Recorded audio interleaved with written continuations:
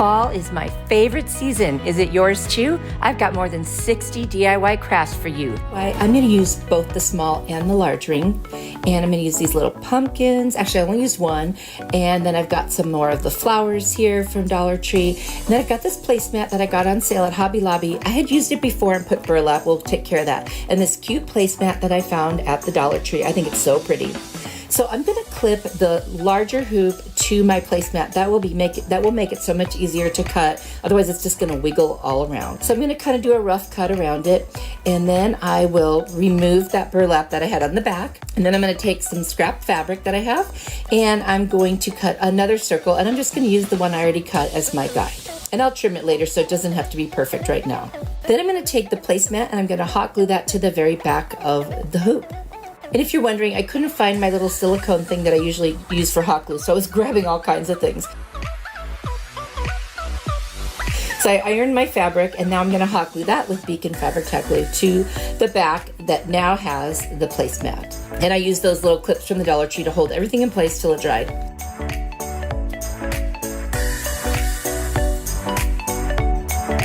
Now I'm going to take the smaller hoop and I'm going to just put it on the placemat and just cut around this one part, not where the words are, but where a little bit of the picture is. And then I love the buffalo check. Isn't that a gorgeous color? And I'm going to hot glue the smaller hoop to this one. So I started on the front and then I just turned it over, and now I can go ahead and do all the rest of it all the way around. I'm going to use an X-Acto knife to go around the edges and get any little pieces that might be hanging over. And then I'm just going to take my rotary tool and do the same thing with the other one. That one was a little thicker. So now I'm going to hot glue a piece of rope all the way around. I got that rope at Walmart. They just have the best price for that spool of rope. And then I'll cut it off and just add some glue at the end to make sure that it lays nice and flat. And I'm going to take a little piece of rope and make a hanger. Now please don't laugh. After I was done, I realized that I kind of put the hanger on crooked. And I put these little teeny pieces of a little cupcake holder on the back to cover up the ends. Anyway, it's still going to hang right because I'll just hold it the right way when I hang it up. But I was like, what are you doing? Now I'm going to hot glue the smaller piece to the top piece, and then I'm going to cut a little piece off of the pumpkin because I want it to lay flat on there. And then I'm going to cut a little piece of a dowel. I'm going to make one end at an angle. I'm just going to cut a little piece of a dowel because I want to make that my pumpkin stem.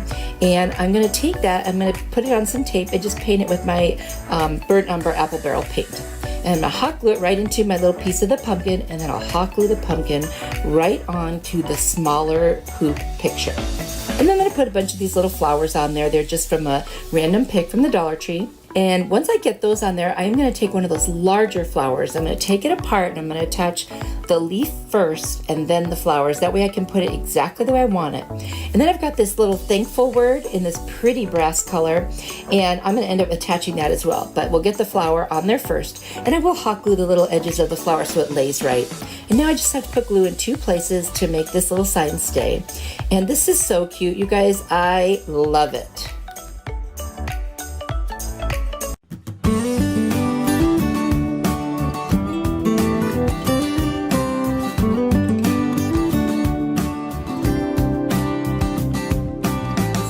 I'm going to take those bamboo rings and I'm going to use only the large one.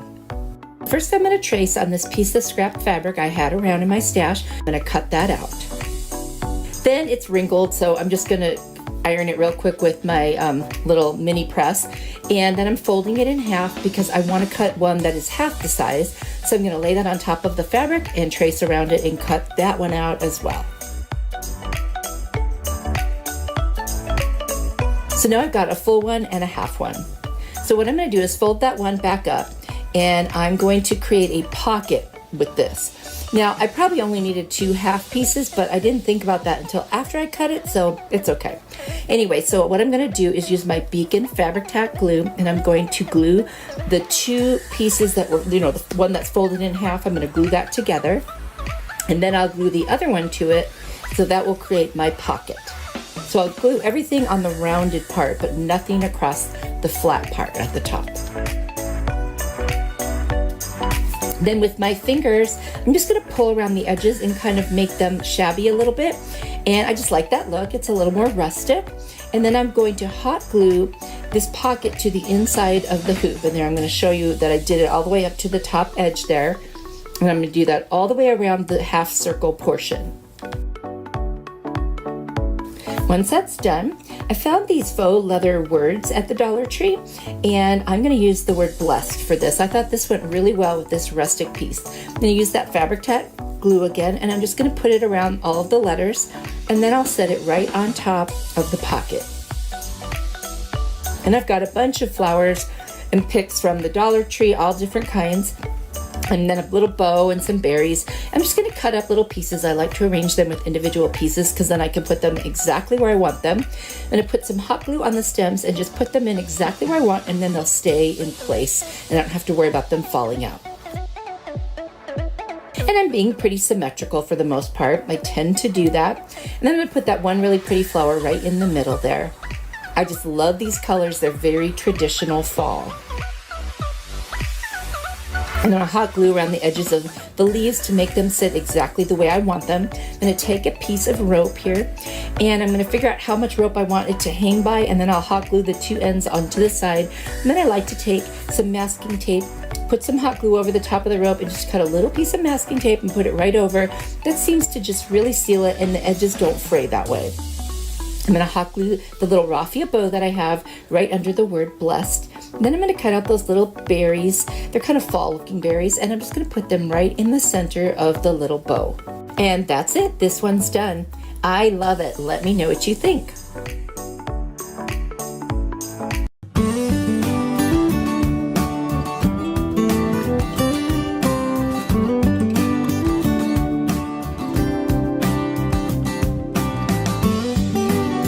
I'm just going to use the large hoop of the two, and I'm going to use a bunch of these little pumpkins. I think I got these at Hobby Lobby last year on clearance. And what I'm going to do first of all is I'm going to put my hanger on now so I don't forget later. I'm just going to cut a small piece of rope, and I'm just going to hot glue it to the back. I'm not going to make a large hanger on this one, just enough to hang it with a nail.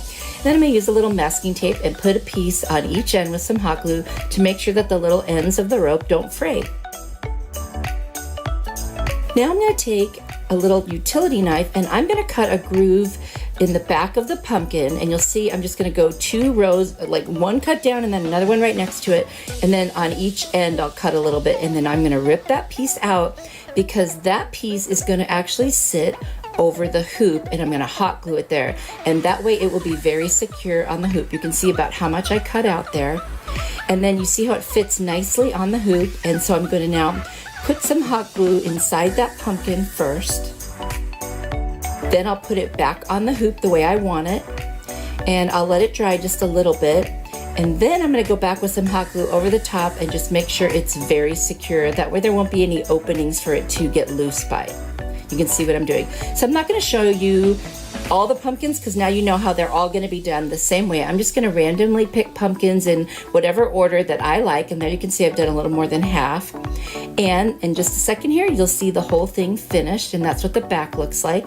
And I've got this cute little fall sign. It's made out of metal or tin from the Dollar Tree. I am literally just going to hot glue that right on top.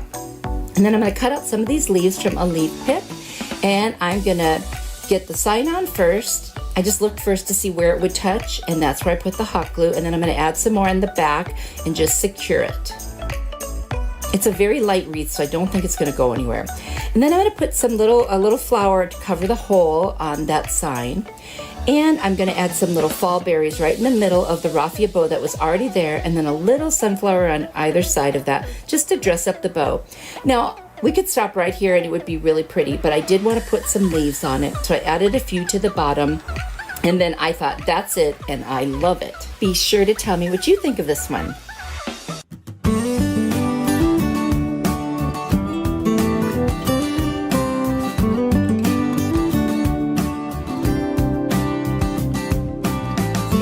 I am going to use just the small ring of the 2 bamboo rings.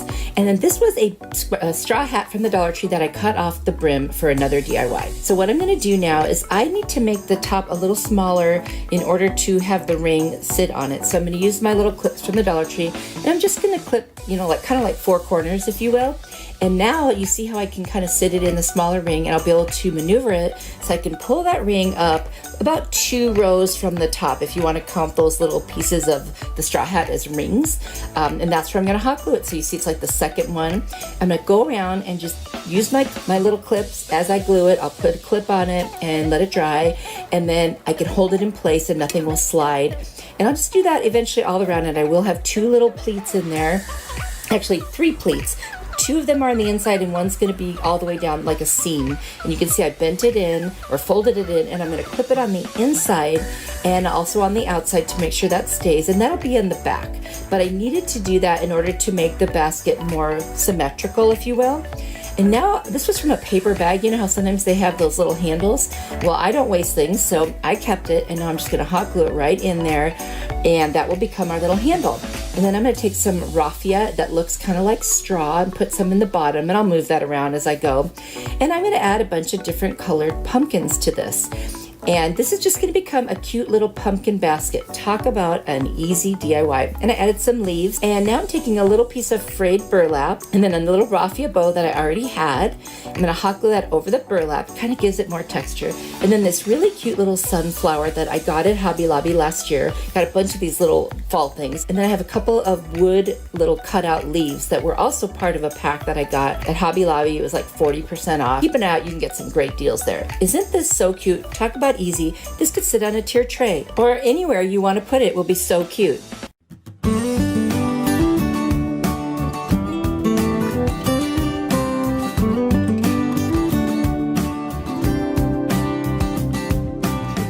DIY, I'm going to take 4 wood slices that I got at Hobby Lobby, and they're not all the same sizes. I've got some leaves from a pick, and then I've got 4 different colors of the Waverly chalk paint. There's lacquer, maize, fern, and moss. Now what I'm doing is the first one I'm going to paint red right up to that very edge where you see the bark from the tree, and I did 3 of them that way. And then for the last one, I'm going to take both the fern, I think actually I did the moss color and then the maize on this one. And I'm going to use my mister, I'm going to spray it, and I'm going to create some of those highlights and make it more look like a green apple that has a little bit of the yellow highlights on it. I'm going to do what I did to the bigger apples, but on a much smaller scale and not quite as dramatic.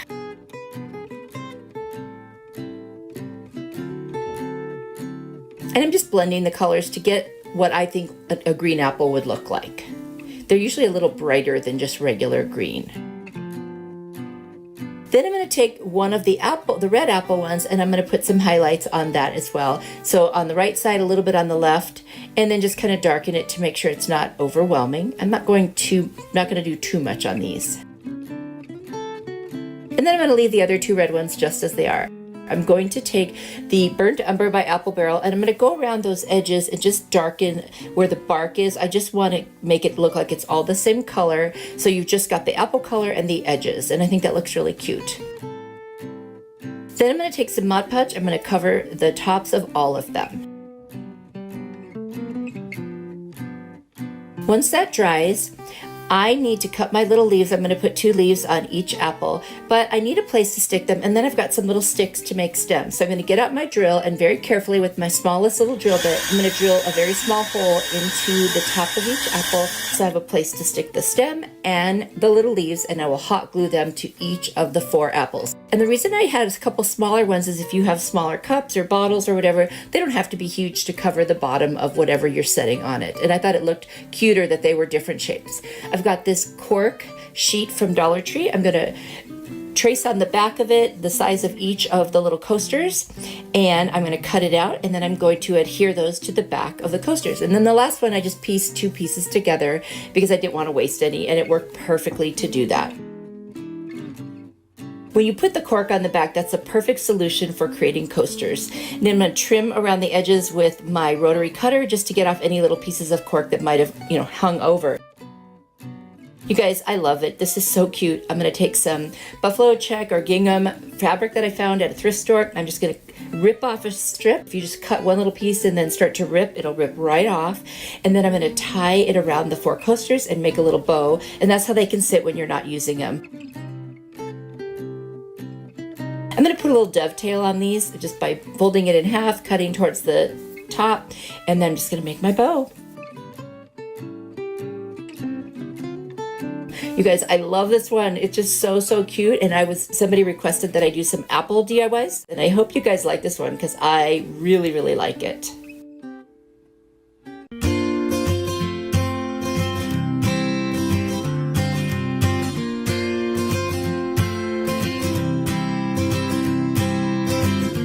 Super easy DIY. I'm going to take 7 corks to make a little apple, and I'm going to use the lacquer paint. I'm going to take the corks and just paint solid on the both ends of the little cork, and then I'm going to dry brush all around the sides of it, and you'll see me doing that next. Now I'm going to make 2 of them, so that's why there's so many corks. And then I'll also need a cork for the stem. So there they are, all done. And now I'm going to take 2 of the corks. I'm just going to hot glue them right next to one another. Then I'm going to take 3 corks and hot glue those 3 right next to one another.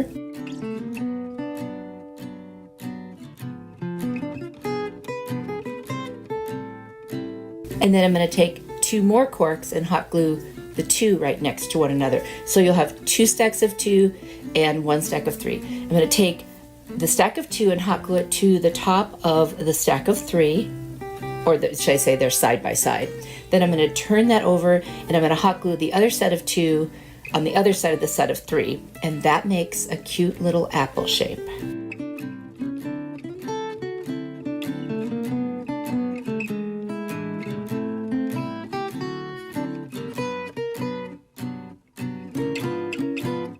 Then I'm going to take a utility knife.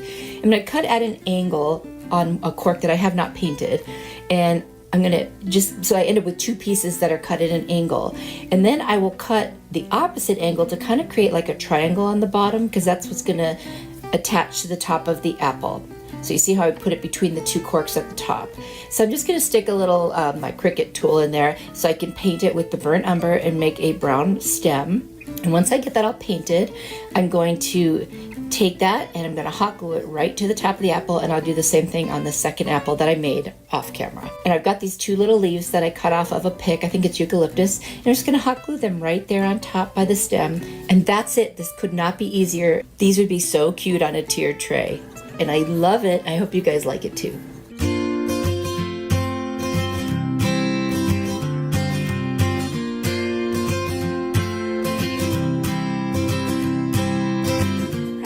Cute little gone hunting sign at the Goodwill. It was actually $2 there, but originally $8.99 at Hobby Lobby. And then I've got these little cutout leaves that I've had in my stash for a while.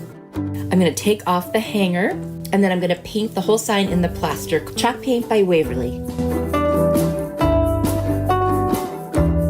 I'm going to take the cashew color and paint each of the leaves, but I'm then going to spray them with my mister to wipe off some of the paint. I just want to give it a slight tinge. I'm going to use my heat tool from Amazon to dry it off. I'm going to take a little pokey tool and just make sure that the little veins of the leaves are still visible. And then I'm going to take my cashew chalk paint and I'm going to distress the sign.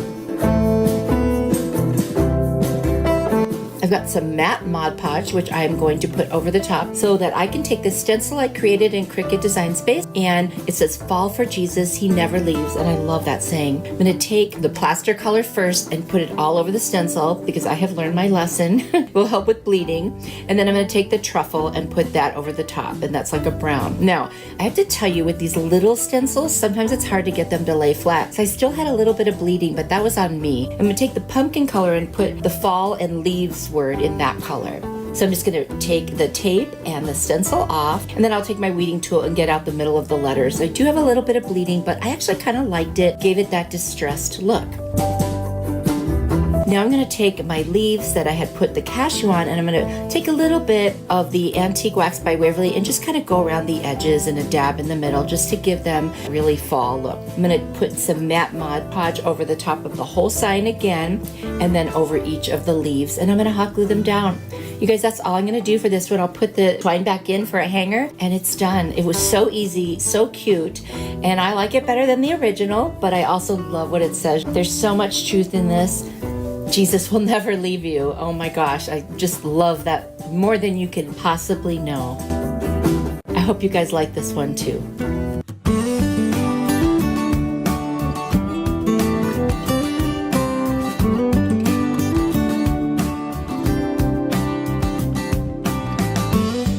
Fastest, easiest DIY. I've got this little metal pumpkin sign from Hobby Lobby. I got it last year on 40% off. And then I found these coasters at Goodwill. They were $2.99. You get 4 really nice pieces of wood. It doesn't matter that it says M on it because I'm going to cover that up. So I took one of those coasters and then I took my little pumpkin sign and I'm just going to hot glue it on each of the corrugated pieces that stick out the most and set it right on top of the coaster. That's it. All I'm going to do now is take some rope and I'm going to hot glue it on the back and make a little hanger. And then I'm going to take some ticking ribbon from Dollar Tree just to cover up where I glued on the rope.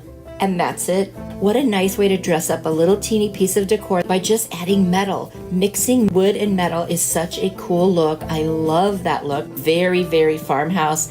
And how easy is this? It looks so much more expensive now. Let me know what you think.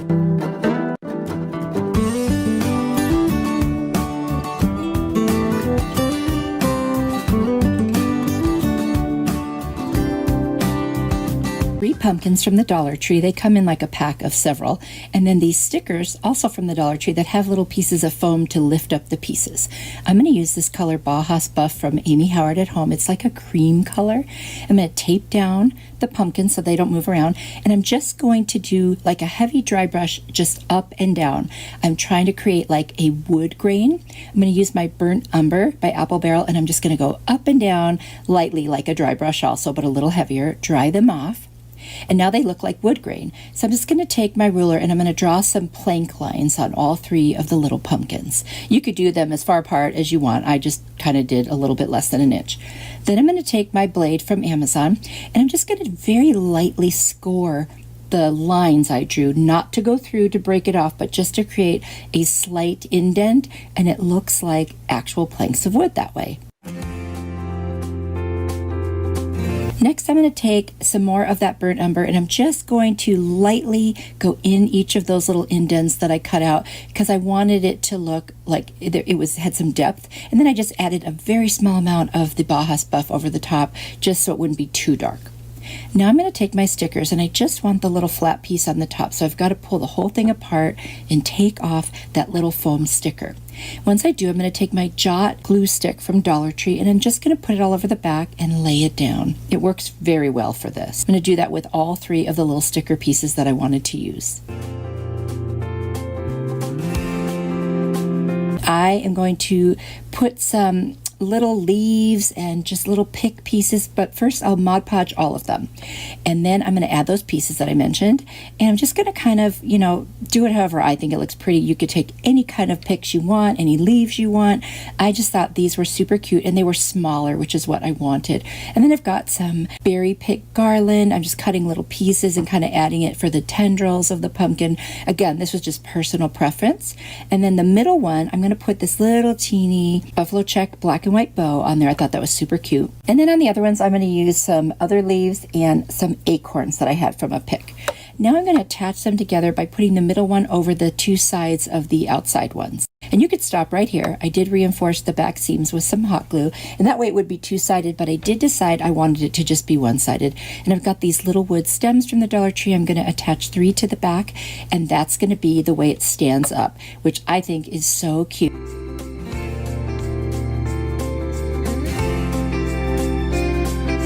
And I just love how this one turned out. It was actually really fun to kind of get creative and add the little pieces on there. You could do whatever you want with this one. I think this would look cute in anybody's home.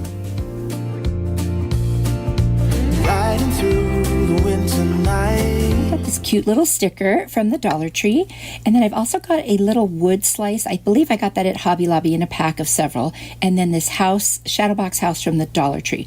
I sanded it down and I'm wiping off the sanding dust. And I'm just going to take my Rust-Oleum linen white chalk paint. I'm going to paint all of the inside, including the inside sides and the very top rim. I started off thinking I was just going to paint the flat part of the inside, but then I did end up doing the whole thing.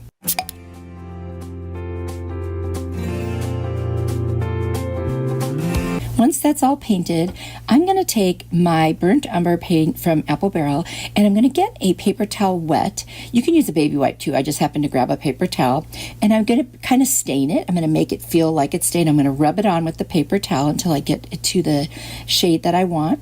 And then I'm just going to do that all around the edges and the back.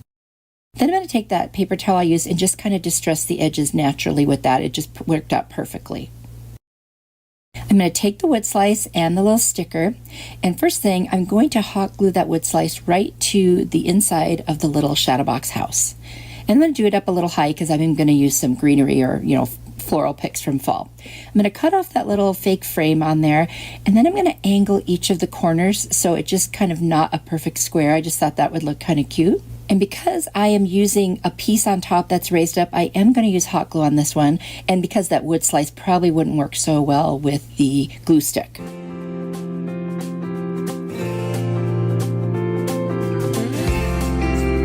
I'm going to put some Mod Podge over that whole thing. Then I'm going to take this pick and I'm just going to pull off pieces. I've got this big leaf. I think it looks really pretty. I'm just going to hot glue that to the edges. I'm going to put some other little pieces from this pick all around the bottom, just however I think it would look pretty. Again, this is a personal preference. You can do this any way that you like.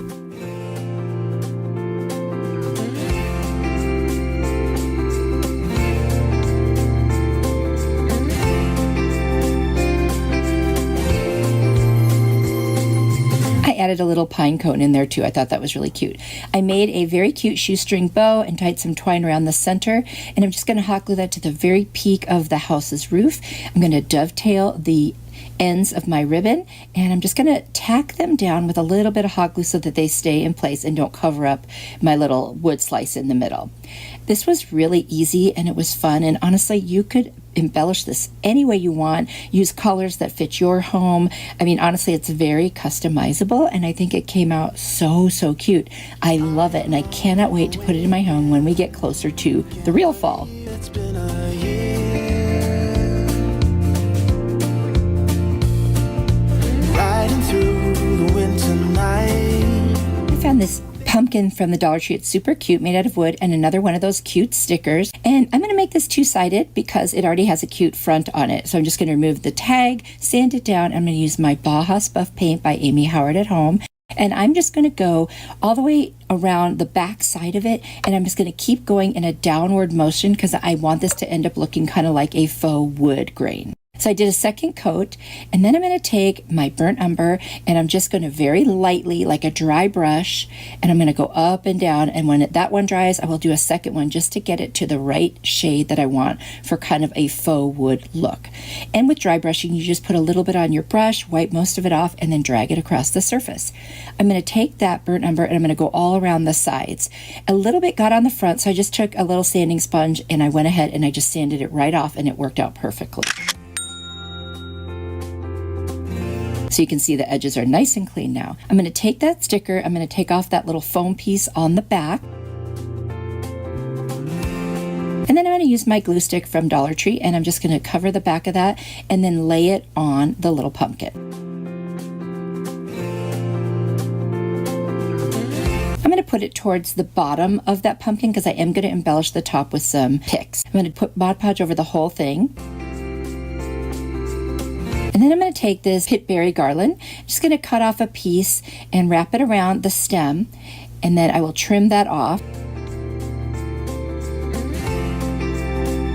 And then I want to make my tendrils curl, so I'm just going to take a pencil, wrap it around, pull out the pencil, do the same thing on the other side, and then kind of adjust them to how I want them to sit.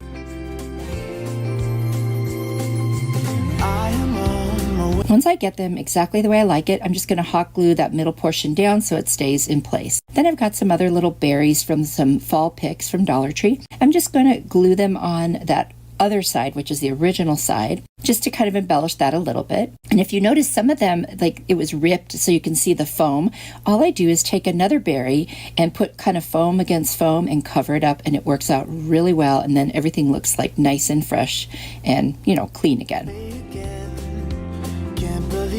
I've got some leaves from another pick. I'm just going to add them below the stem on the pumpkin. You can do this with any leaves you want or no leaves at all, whatever you like. And then I've got this cute little acorn from that same pick, and I'm just going to glue it right in the center. I think this one turned out really beautiful, and you know I love two-sided signs. I just love getting twice as much for your effort, and this one is so cute. Both sides are awesome, so it wouldn't matter which one you used, and I think it came out great. I hope you like it too. Can't believe it's been a year.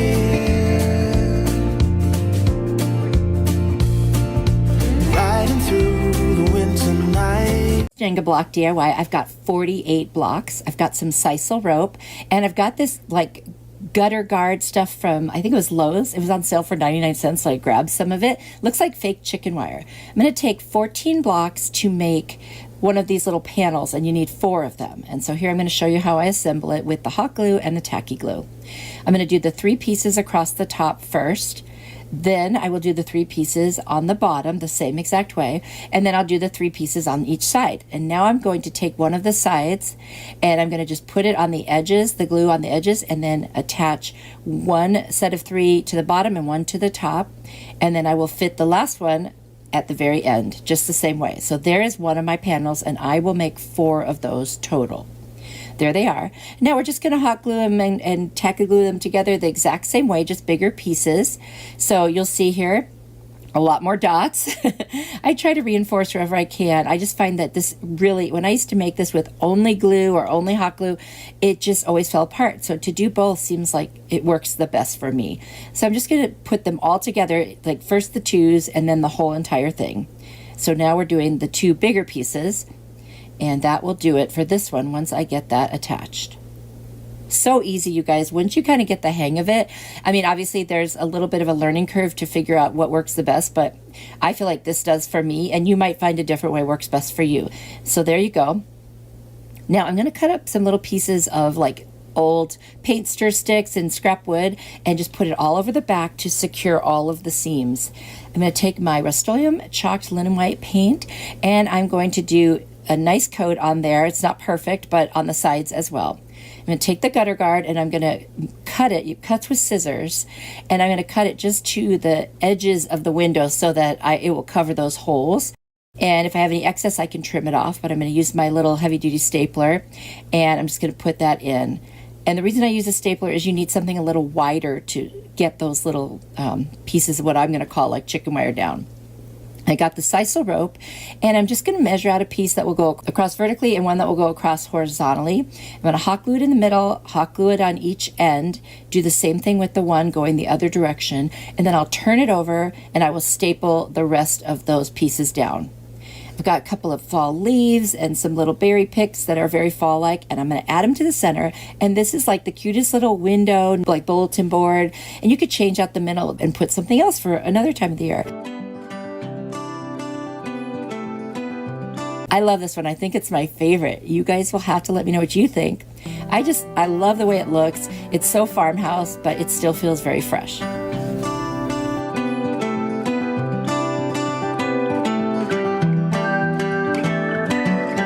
This Jenga block DIY, you're going to need 49 of the tumbling tower blocks. And then I've got this beautiful napkin from the Dollar Tree. I'm going to do 2 rows of 12, which makes 24, and then 3 blocks across the top. And then I'm going to do 6 blocks on the bottom for the stand and 8 blocks on each side just to kind of frame around it.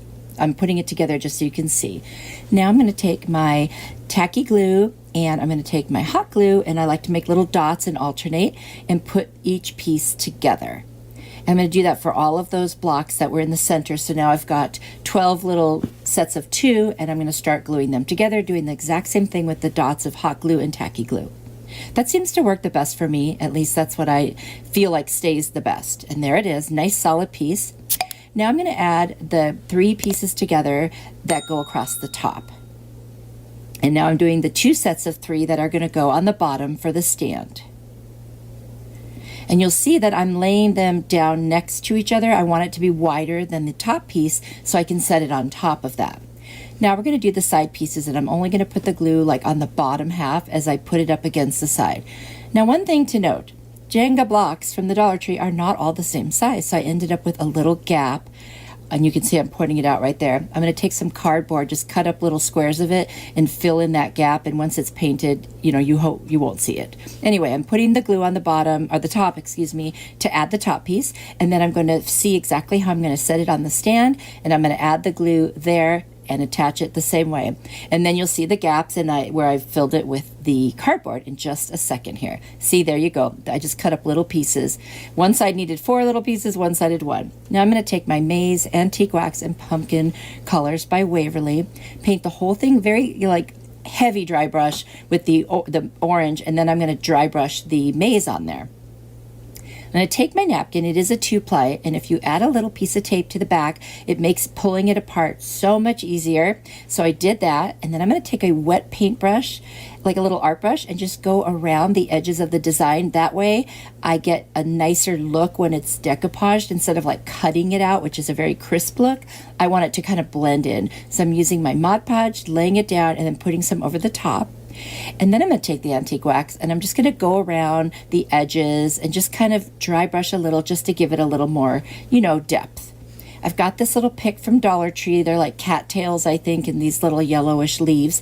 And I'm just going to do a little like formation of them on the very bottom where the stand is, just to give it some more interest. And I love how this turned out. You will have to let me know what you think. It's very rustic. My husband loves it. No shock there, right? Let me know what you think.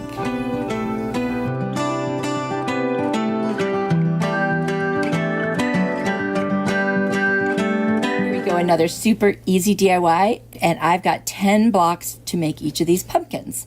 So I'm going to start off with 3, and I'll put one sideways, one the other way, and then another one sideways, so you can see what I'm doing right there. I'm going to make 2 just like that. And then I'm going to put some in the middle. Now I do realize I need 2 in the middle, so I do add 2 more coming up here. So the first thing I'm going to do is use my tacky glue and hot glue and put my little dots on there. And then I'm going to start attaching each of these sets of 3. See how I'm doing one way, one the other, and then I do the same on the end with the first one. And then I do the same thing to the other one. And now I'm going to attach that other block that's going to go kind of in the middle. You see how I just kind of put that sticking out a little bit? Do the same thing to the other side. I love these easy DIYs with the Jenga blocks. They're so cute. And then I see here, oh, that looks too thin. So now I'm going to add 2 more blocks in the center. And I think that really does the trick. I guess when I first started, I wasn't thinking how small it would really be. So now I'm just going to add those 2 extra blocks to the ones that are in the middle, and they're not going to stick out. They're going to be exactly in line with the 2 that are already there.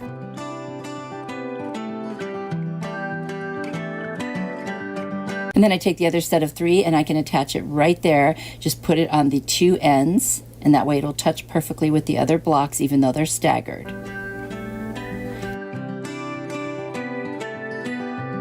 And there you go. Isn't that the cutest little pumpkin? I'm going to make another one of those the exact same way.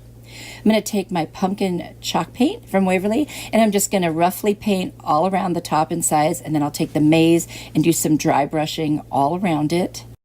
They look adorable as they are, but I did decide to put a little bit of antique wax on them too, just because, you know, give it that little rustic feel, and I love that.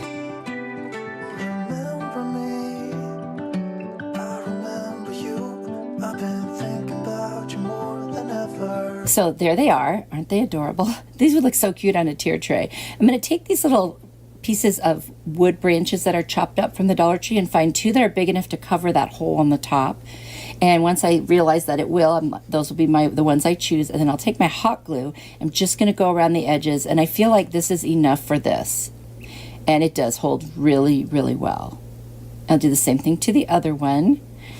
And would you believe that's it? You could add leaves if you want or any tendrils, but I thought these are so stinking cute. And like I said, I think they would look great on a tier tray or in a vignette. I absolutely love them. You'll have to let me know what you think. And again, this is a very easy Jenga block DIY.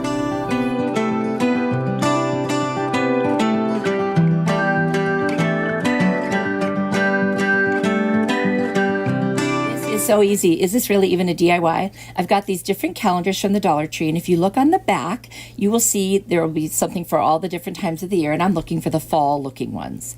So I'm going to take my blocks, and it's going to take 5 for each block, so that's 20 blocks total, and I'm going to hot glue 3 of them together, and then I'm going to take one and put it on the top and one on the bottom, as you can see I'm doing right here using the hot glue and the tacky glue. And literally that assembles one of these little, by the way, they're refrigerator magnets. I'm going to use the pumpkin and the maize color. I'm going to paint 2 of them with the pumpkin and 2 of them with the maize. And I'm not even going to do a heavy coat, just a kind of a heavy dry brush. And then I'll dry them off with my heat tool from Amazon. And then I've cut out those little pictures that I liked for the 4 magnets. And so they will fit pretty much on there. I will have to sand the edges in a minute. But I'm literally going to take some Mod Podge and I'm going to put it down on each of the magnets.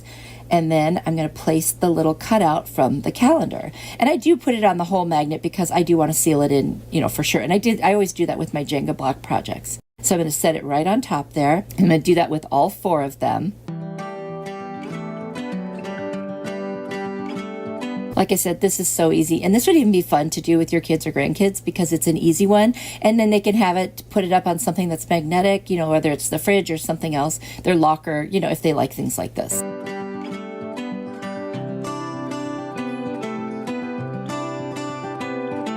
You also don't have to make them orange and yellow. You can make them any color you want because the little pictures are very fall-like. I just decided to go with this because I do like those colors in the fall. They're very traditional.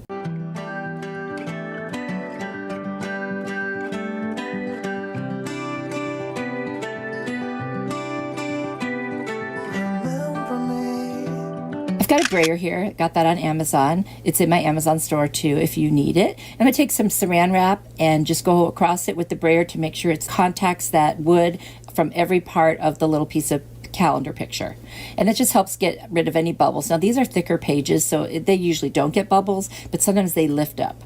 I'm going to take a little nail file. I'm going to go around those edges in a downward motion and just get off the excess paper. I just like the way it looks. It gives it more of a natural look and it looks like it's almost part of the wood when you do this. I'll do that on all 4 of them wherever there's a little excess.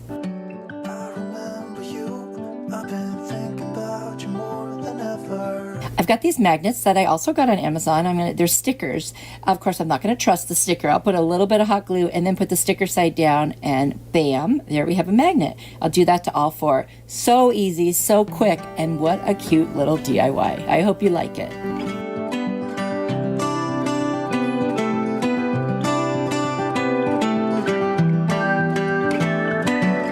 This glass DIY craft, I've got a little jar that had some jelly in it. I've got a scarf from Dollar Tree and some fabric scraps that I just have in my stash.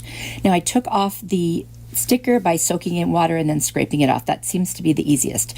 I didn't need to get the sticky stuff off because I'm going to be covering it anyway. So I'm going to take the scrap fabric and make a little cut because I want it to be thinner. And I'm just going to rip it. I love the ripped edges. So I'll do that with all those pieces. Then I will take the Dollar Tree scarf, and it had kind of fall colors, so that's why I used it. And I'm just going to measure how much I need to cover the whole jar, and I'm going to cut that. And then I'll also cut off the excess along the bottom. Now these scarves are really thin, so this is going to work so well for this project. I'm going to make a little candle holder. I'm going to take some Mod Podge and I'm just going to put it like a row of Mod Podge, if you will, on the jar and start attaching the scarf. It's such thin fabric that you just kind of press it down, and then once I get it all on, I'm going to put Mod Podge all over the top of it, and those little pieces on the bottom, I'm going to trim it down even further, and then I will use the Mod Podge to kind of press it down to the bottom. I'm not too worried about the edges there. I just want to make them lay down as much as possible.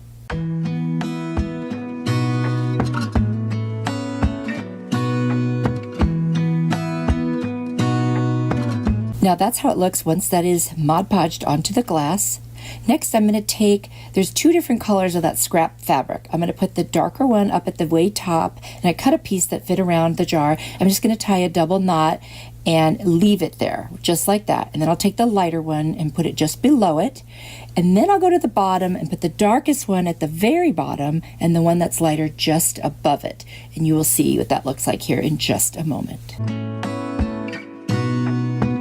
Gonna stay in this moment, gonna lay here on the grass. The This is such an easy craft. Oh my gosh. And you could just do it with stuff you have around the house too, which is great. It's almost a trash to treasure, not quite. Once I have them all on there, I don't want it covering up that scarf. So I'm going to slide down from the lighter color and then up from the lighter color that I have at the top. And I'm just going to create this little like border along the bottom and the top of the jar. I don't need to feel lonely.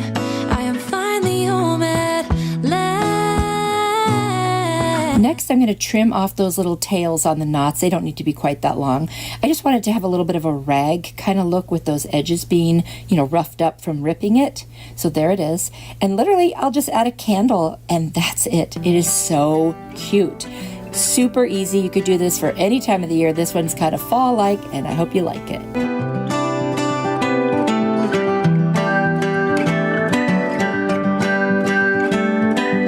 This glass DIY, I'm going to take this salt and pepper shaker set that I got at Family Dollar for $1. And then I've got some twine. I've got my Rust-Oleum linen white chalk paint.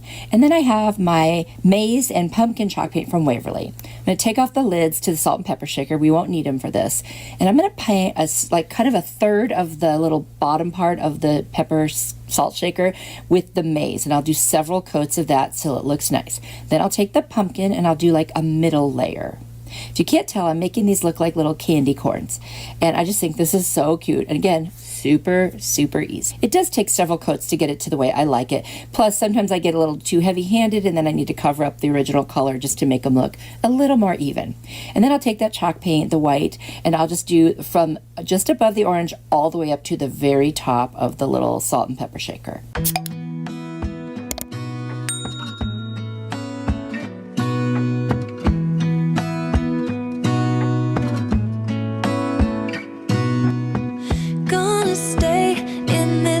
If you wanted crisp lines, you could just tape it off. I decided I kind of like the idea of it kind of blending upwards. Now I'm going to take some Mod Podge and I'm going to cover the whole thing because I don't want it to peel. Paint on glass can peel very easily, so that's why I did that. I'm going to take some twine and just cut enough to make a little bow around the top of each. So easy. And that's all I'm going to do is literally tie a little shoestring bow around each of the tops. I do add a little dab of hot glue in the back so the string doesn't move around while I'm trying to tie it. Sometimes with these little things, it's so hard to keep them in place, so that's why I like to add just that teeny tiny bit of the hot glue. I think this would be so cute. You could actually make these for different seasons too. I have made a spring one before with salt and pepper shakers, and now this is a fall. So who knows, eventually maybe I'll make one for all of the seasons. Actually, I've done a snowman. I forgot about that. So yeah, I have done some other ones. Gonna lay here on the grass. And then I'm going to put a little teeny dot of hot glue just to make the bow lay exactly how I want it. I'm not the best bow maker, so I need to give myself any help I can get.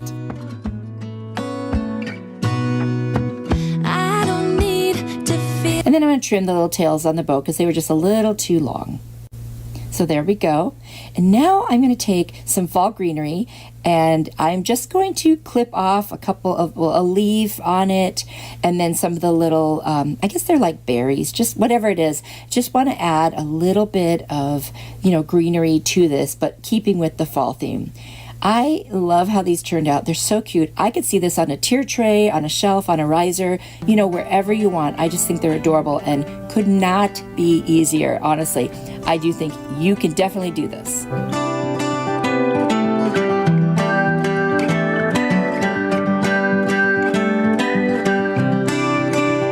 This glass DIY, I've got this little candle holder from the Dollar Tree. You could put a tall candle in the top, or in the bottom you could put a wider candle. I'm not going to use it that way. I'm going to use the twine and the pumpkin and maize Waverly chalk paint. I'm going to paint the pumpkin all the way around this. When you hold it the way I'm holding it, it looks like a pumpkin. That's what made me want to do this. And then I also put some of that pumpkin across that top portion of the round little candle holder.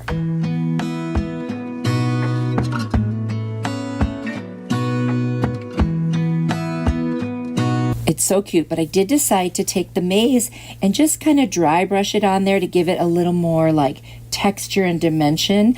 I think that just adds a lot when you start doing that. It just gives it, it's not so flat looking. I think you know what I mean. I love this community. I just wanted to tell you guys how much I love the comments. I love how you talk with each other. Please feel free, reach out. This is such a wonderful community. I mean, we're just crafting besties, and I just think we should all be talking to each other. We all have so much in common. So thank you guys so much. I love you guys so much. I am going to take this twine and I'm going to start wrapping it around that little top portion. It's the perfect stem, right? It's almost like this was made to be a pumpkin, even though it wasn't. So I'm just going to keep gluing it all the way around till I get to the very top, and then I'll even put some around that very rim of the top. Gonna stay. I also wanted to tell you, I love when you guys share tips and ideas. Oh, I love it so much, because that means that you are inspired. It means you have something that we could all learn from. So be sure to read the other comments. You'll learn so much from people. It's amazing. I have learned so much from you wonderful besties of mine. So thank you for that so much. In this moment, gonna lay here on the grass.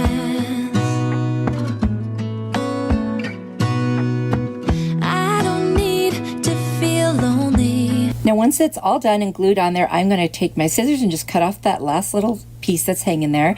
And so, yeah, you would think this is done, but I've got a couple of leaves that I thought were just perfect for this. I took them off this fall pick, and it just, because it's just a little glass pumpkin, I felt like it needed it. It just needed something extra. So cute. I know the projects are pretty like small in size in this particular video, but you know what? It's kind of nice to have some small things. I know we don't have a lot of space. So if you're like me and you live in a smaller place, I can't just make big things all the time because I have nowhere to put them. So having these smaller ones, it's great for the tiered trays and the risers and the shelves, or just little accents here and there in the kitchen or wherever.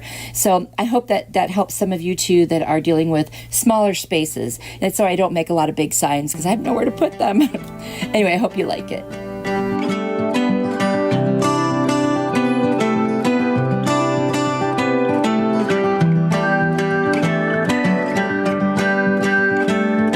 Have a little like jar canister that I got from IKEA. It was a set of, I think, 3 or 4 cutest little canisters, and they were really good price. I can't remember, but it was good. I have some yarn from the Dollar Tree in that orange, and then some burlap from the Dollar Tree. This is so easy. I'm going to start with some hot glue, and I am literally going to start wrapping that yarn all the way around. You definitely need to keep using glue every so often because it's a curved little jar and it wants to like bunch up, and it did even with me using glue. So just keep that in mind. I didn't mind if it looked a little messy, and at the end I just went all the way around in different places to fill in any gaps, so it's not like a perfect wrap, if you will.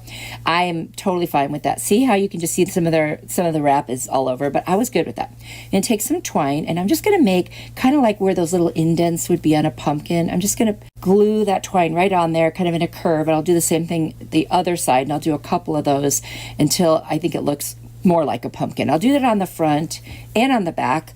One side definitely looked better than the other because of the glue. It's so hard with hot glue not to get little glue clumps in the yarn.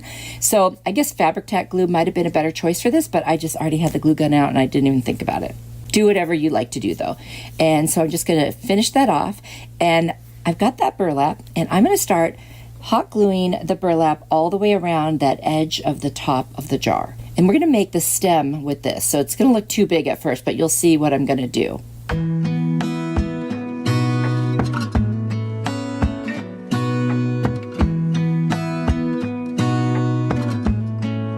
So once I have it all glued on there, I will cut off the excess, and I'm just going to kind of twist and turn it so I can make it as tight as possible. And then I will hot glue some of it down before I cut it so it doesn't unravel. And then I'll bend it inside of itself and just attach it even more with the glue. So it's just kind of playing with it, getting it the way you like. Once I have it more or less the way I like, I'm going to take a little piece of twine and just tie around kind of the top part of this little stem, because that makes it even narrower, and I just think that makes it look more like a little pumpkin stem. I mean, it's pretty thick, but you know what? It was just for fun. And again, this could go on a tiered tray, riser, shelf, wherever you want. It's just adorable. Gonna stay in this moment. Gonna lay here on the grass. Now, I felt like this one needed some leaves on it because it's just something about it. So I got a couple leaves off of a pick that I had left over, and I only used 1 leaf on this one, and I just hot glued it down, and I think this one is adorable. I love it. It's so cute, and it's just so fall looking. So I hope you like it, and I hope you'll consider making something like this.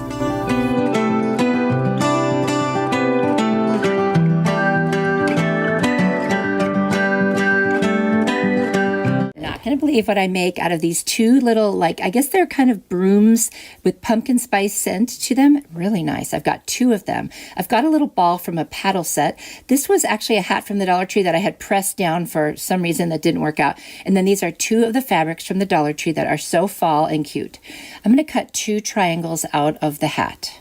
I'll cut one first and then hold it over and measure the other one to be about the same size. I am going to make one a little smaller in the end though.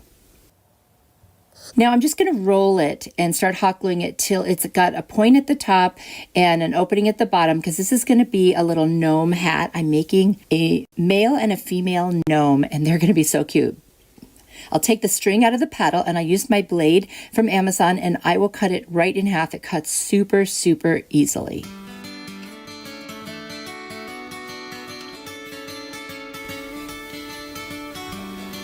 Then I'm going to take the hats and make sure they fit right in case I have to make any adjustments.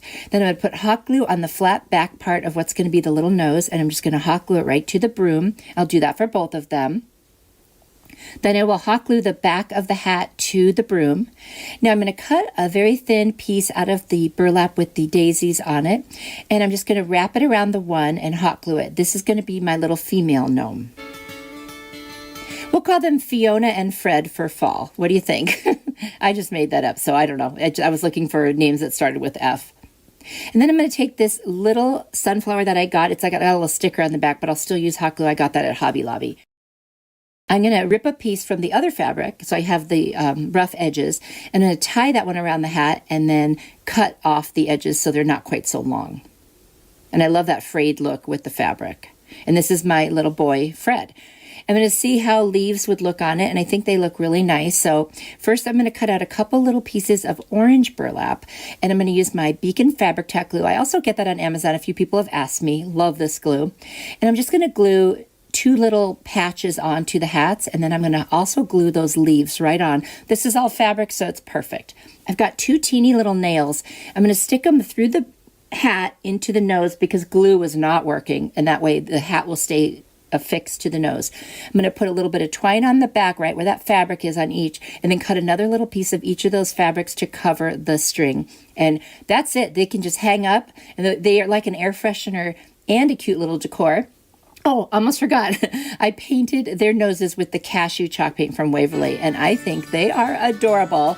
And who would have thought if you just grabbed two of those little pumpkin spice brooms that you would get not just an air freshener, but two little gnomes.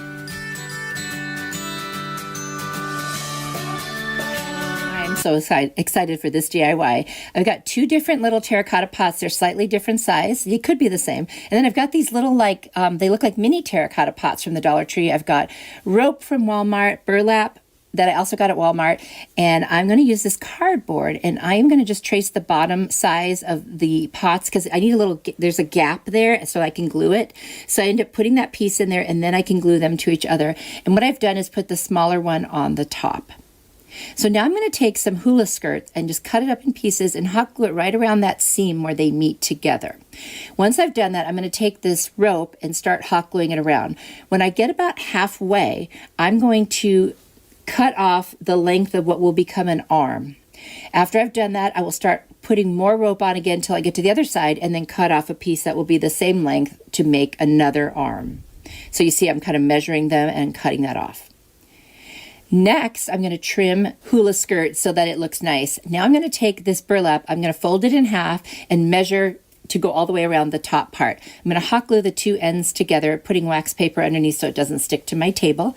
And now I'm just going to hot glue that all the way around. I'm going to take my Beacon Fabric Tack glue, and I'm just going to put it on the side of the lower pot, and I cut out two little squares that look like patches of the burlap. This is turning into a scarecrow. You probably guessed that by now. I'm going to take a marker and just kind of lightly draw eyes, nose, and a mouth. I will go back and fill that in later with a better marker. I thought this one was going to work well. It's just a little too light. And all I'm doing is making two ovals for the eyes, like an oval going the other direction for the nose, and then a little jaggedy kind of mouth. I'm going to take some more of the hula skirt and just wrap it up so that there's more sticking out on the top. I'll put a little piece of twine around it and just tie a knot. That way it has something I can glue it to and put it inside that top terracotta pot, and I'll spread it out the best I can and trim off any excess. Next, I'm going to take those two little mini pots that are made out of wood. I'm going to take my drill and just drill a hole right through the middle of the bottom because I want to put the arm strings right through it. I'll tie a knot, cut off any excess, and now I've got two little arms hanging off that look like they're terracotta pots, but they're just wood. I thought those were perfect for this. Now I'm going to take a little bit of a better marker I have from, I think it's like Office Max, and I'm going to fill in the eyes and the outline for the nose and the mouth. And then I'm going to take some pumpkin chalk paint by Waverly and fill in the nose. Then I'm going to take a little bit of white and do the little highlights. So around the eyes, on the edge of the nose, and then two little dots on the other side of the eyes. That just gives it like a personality. And I think this is so adorable. I added a little piece of corn and a squash to the top. Please let me know what you think. This was easy, fun, and so cute.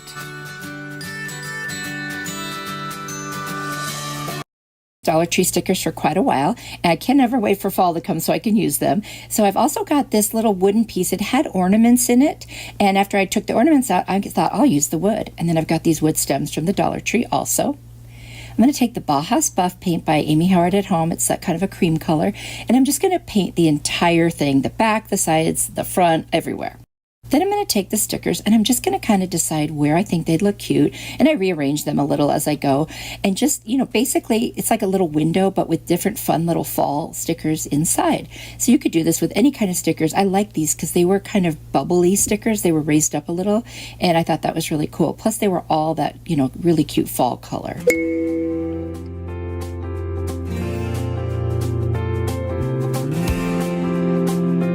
So once I get the stickers where I want them, I'm going to take some leaves that I have from several different leaf picks. Some were from Dollar Tree, some I believe were other places that I just had in my floral stash. And I'm going to use that to make a wreath. But first, let's get the hanger on there before we forget. And I usually just hot glue some twine or rope or whatever I'm going to use. And then I take a piece of masking tape and I just add more glue and put the masking tape right over it. And that is such a great way to hold it, and it will just stay perfectly.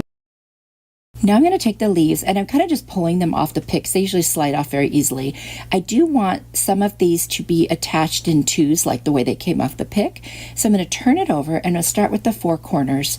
And I'm just going to put hot glue in each of the corners where the little stems will touch, and then I will put them in the corners. Once I get all four corners done, I'll start filling in the center of each side and so on and so forth until I get this nice and full and it looks like kind of a square wreath. I just thought that would be really fun to do a square shaped wreath. I figured why not? It would be fun. And this way we're building onto the middle rather than adding the middle on the top. So it's kind of a different way of going about it. But I do love the way this one is shaping up. And I think you could use any color leaves you want. And I did keep with kind of the neutrals for the most part. I just thought that went with the stickers really well. There you go. And now I'm just going to add some more where it feels like I need to fill in a little bit because, when you first do it, you don't know how much it's going to fill in the gap. So I just went ahead and added leaves wherever I thought they needed. I took this burlap, it's from Walmart, and I cut off a piece that would fit over the back, and I decided to cover it up. I think that looks better. I'm just going to put some hot glue around the edges and attach it, and you can still get to the hanger, so that works out perfect. I didn't have to cut a slit or anything. I think this one actually turned out so cute. I kind of made it up as I went. I've never seen one exactly like this. I'm sure they're out there.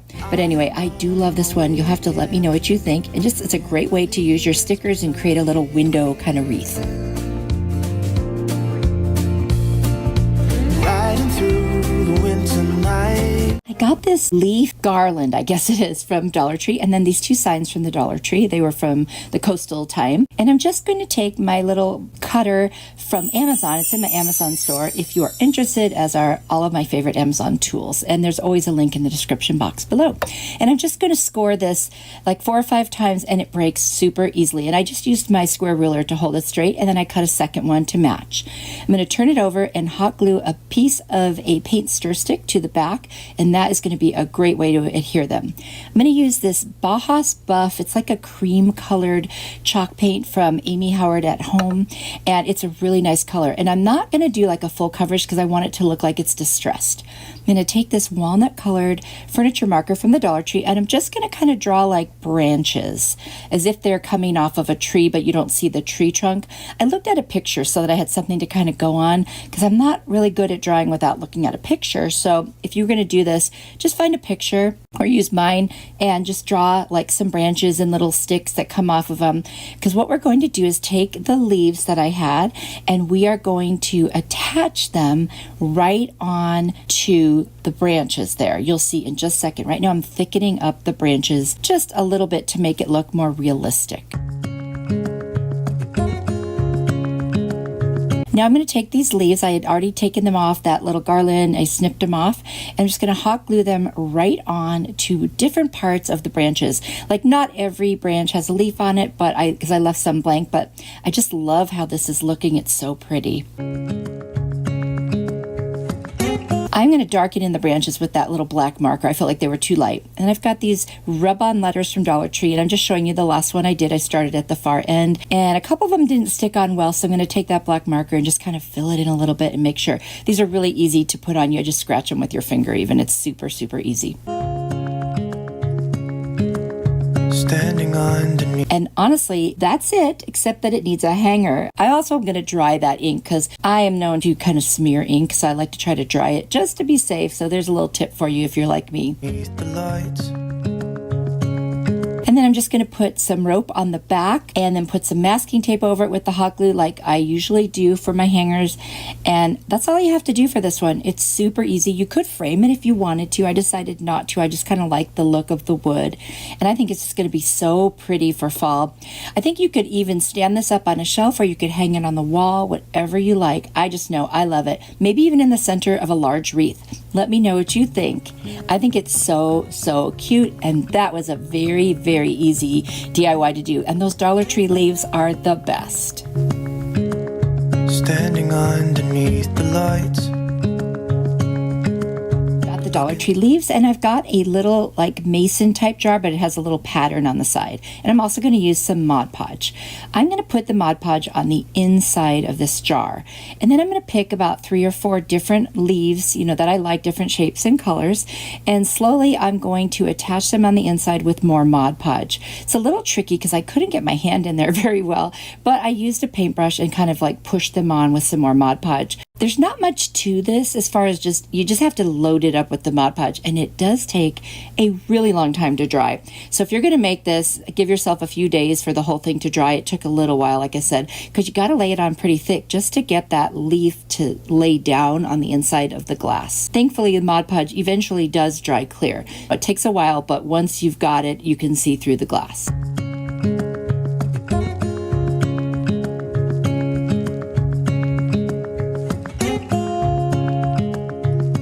Take my heat tool from Amazon. I'm just going to try to dry it.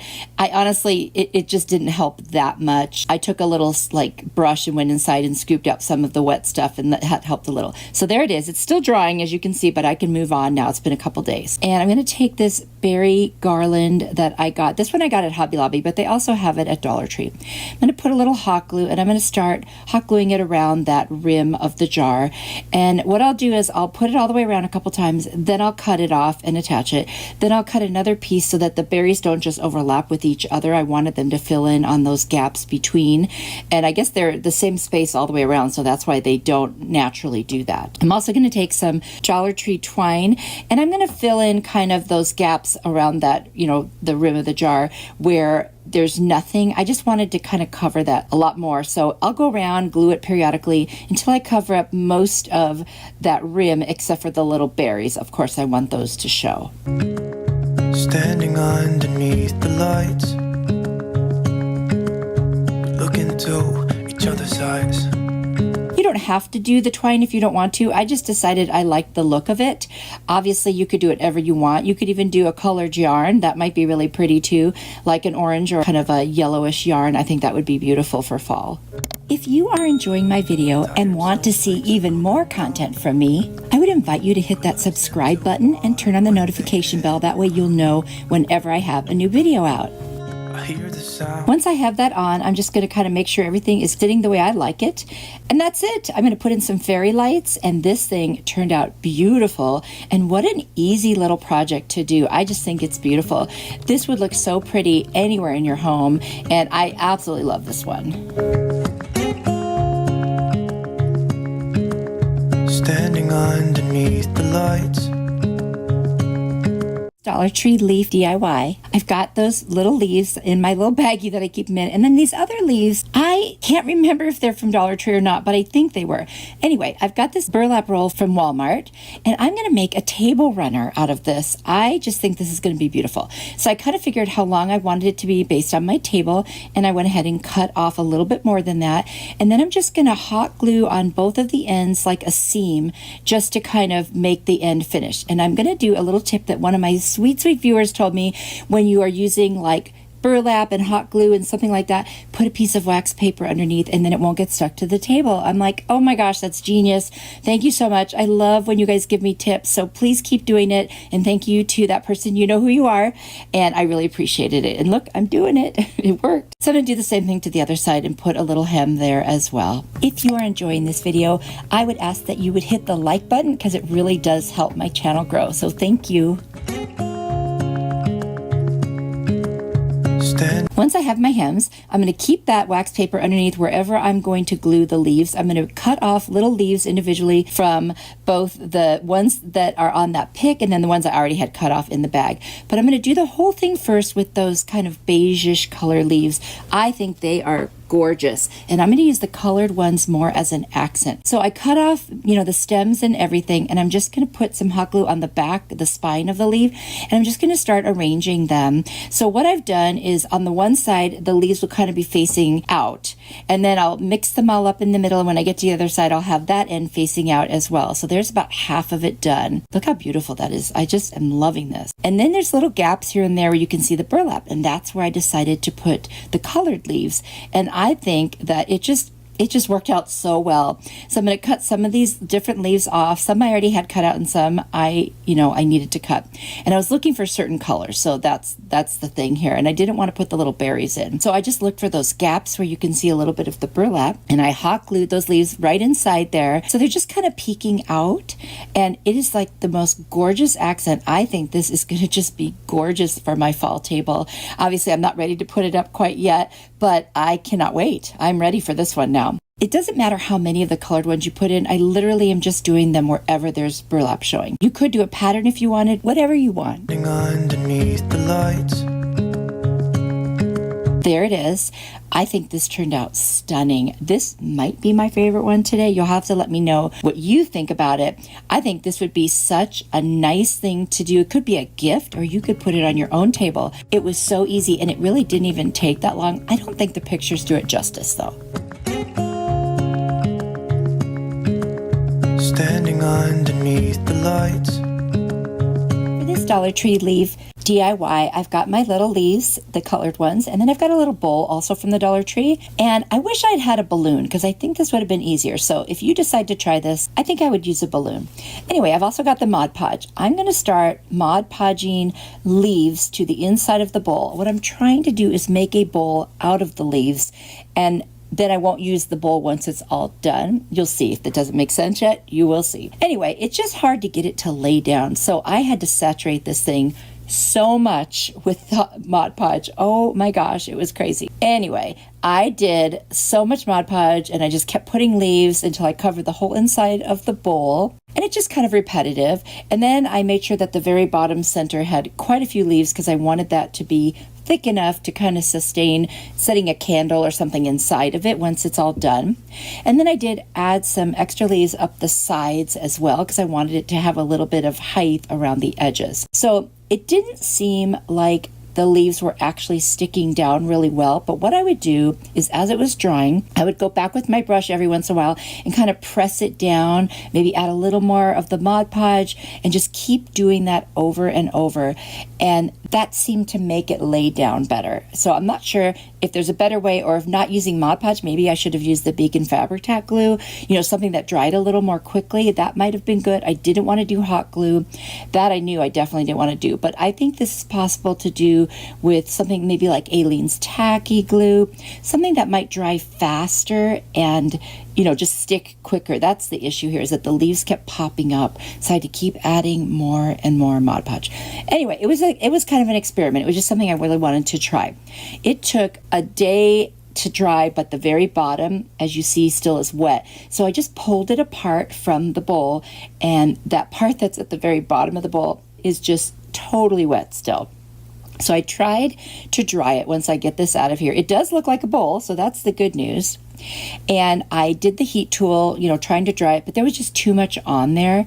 So what I decided to do was take a paper towel and kind of blot at the bottom so that I could get off as much of that Mod Podge that was still wet, and then dry it with the heat tool. And I also let it sit overnight again, and that did the trick. So that's how it works, but I think a balloon would have gone better, and maybe a different glue. Anyway, drying it off again until it's all done. It did turn out really cute.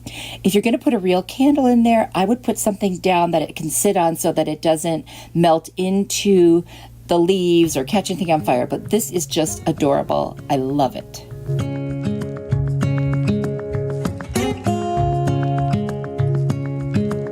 Standing underneath the lights. DIY is so easy. I found this house at Dollar Tree, just kind of like a faux wood looking thing. It's probably MDF board. And then I have these, that's like a faux leather word, and the other two are wood. And so they came from two different packets from the Dollar Tree. And then I've got this gorgeous kind of cord that I got at Hobby Lobby when it was on 40% off last year. It's beautiful. I'm going to take off the hanger that came with it because we're not going to use that one. I'll just save it for another project. I'm going to put some tape down and roll it around so it's sticky on both sides, and then put my words down with it. That way when I'm painting them, they'll stay in place and I don't have to touch them. I'm going to use the Amy Howard Home Bajas Buff. It's like a cream color. You've probably seen me use it before. It's just a really nice coverage, and it's a pretty color. It almost looks white, but it's slightly off-white. I'm going to do the thing where you make two knots and you cut off the ends, and then you hot glue them right over the holes, and then I will put the cord on the back so it looks like they're coming through the holes, because some of these cords are too big to get through the holes, and so this is such a nice way to do it. Anyway, I will just hot glue it on the back, and then I cut a couple little teeny pieces of burlap and hot glue them right over the top to secure it, and that way it still looks finished on the back and everything is good to go. And I just love doing that, and you know how I like my backs to look nice. This is Aleene's tacky glue, and I'm going to put it very lightly all over the back of the words. And once I get that on there, I can just lay them right down on the wood. It dries clear, and that works out great. The reason I didn't do hot glue is that by the time you get to the last letter, the first letter has already dried, and it creates lumps. So when I'm doing a word with a lot of letters like this, or a small font word, I will put a glue on the back that's not a hot glue. So I'm going to do the same thing to the word blessed and the word grateful.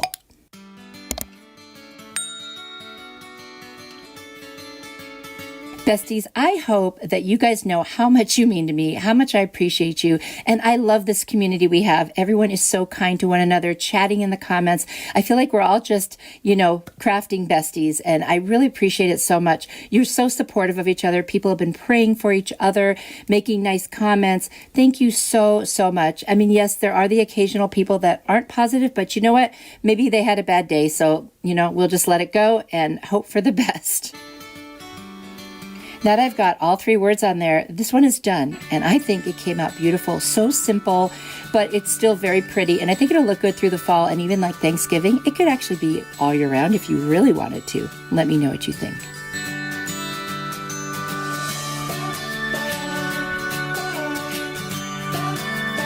Another very easy DIY. I've got these bamboo rings from the Dollar Tree. It comes 2 in a pack. This is just a little lid from some French fried onions.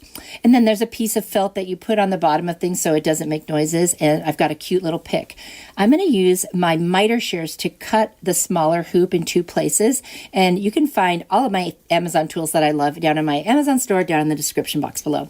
And you'll see I just cut off 2 pieces, so I end up with a kind of a C shape on the other one.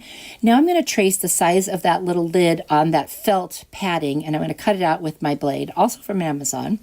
And then I'm going to put some cardboard. I'm going to cut out like 4 or 5 pieces that are the same size and put it in there so I have something to glue that pad to. And I'm just going to hot glue those right inside there.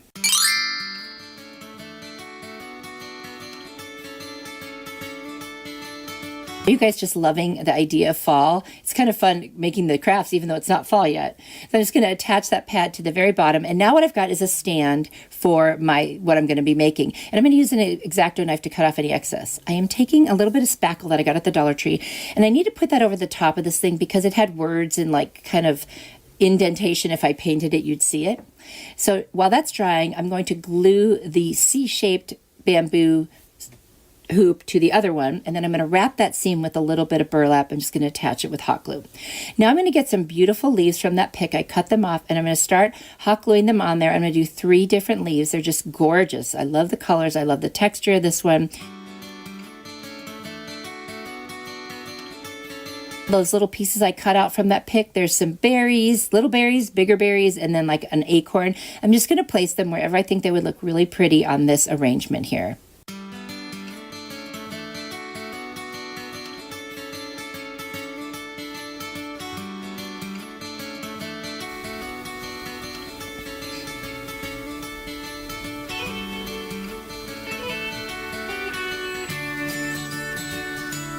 I'm going to paint my little stand with the cashew colored chalk paint from Waverly. Just going to lightly paint over the top of it. And then I'm going to take the Burnt Umber by Apple Barrel paint. I'm just going to dry brush over the top and give it a little bit more of an interesting look. Now, because I had the spackle underneath, it kind of crackled over the top, and I thought that looked pretty cool. So now I'm just going to place that on top and hot glue it to the stand. You could use anything for a stand. I just happened to see this in my kind of trash to treasure pile. I thought, why not use it up, you know?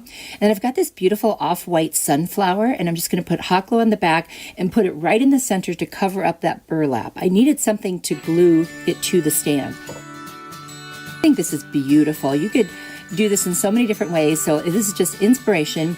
And hopefully you will find a way to do it and make it your own. I hope you like it. Take a rectangular piece of the foam from Dollar Tree and then this wreath form that's kind of like MDF circle. I've got some acorns from the Dollar Tree, and then I've got these pumpkins from the Dollar Tree. There's 2 faux leather types and 1 burlap one, a cute little plaid bow from the Dollar Tree, and then some greenery I just had laying around in my stash, and a scrap piece of fabric.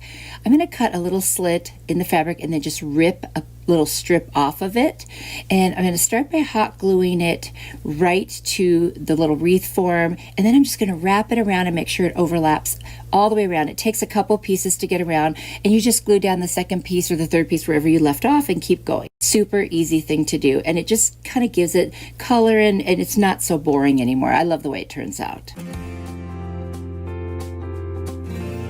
Next, I'm going to take the 3 pumpkins, and they're not going to be like in the center. They're going to be off to the left side. I'm just going to pull out the little clip that was in it. It comes out really easy, and I'm just going to hot glue them onto the wreath form. They stay very nicely because of the fabric, but I will go ahead and reinforce the seams. I'm going to show you how I'm reinforcing them on this side, but I'll also do it on the other side.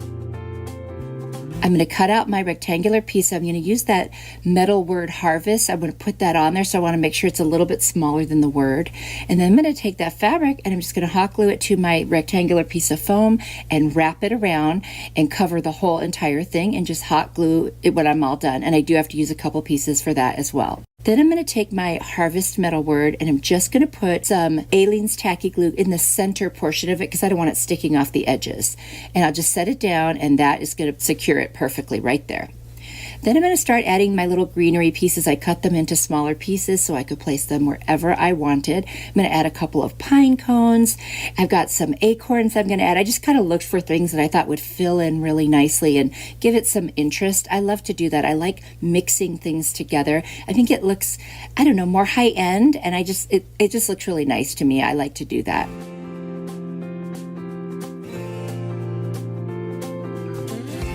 So now that I've got all the things that I want to be in there, I'm going to take the word on the foam and I'm just going to add a diagonal, attach it right where it meets the form itself. I just put hot glue down, and I'll make sure I add a little on both ends. You only see me doing it on the top parts, but I will go back. And then I'm going to take that bow and put it on the left side there, and it's just going to hang kind of like almost perpendicular, not quite, but to the word harvest. I'm going to take a little piece of leather. I'm going to use that as a hanger and just kind of attach it to the top. And like I said, the harvest is supposed to be at an angle, and so are the little pumpkins and greenery. And I really love this one. This might be my favorite today. Let me know what you think.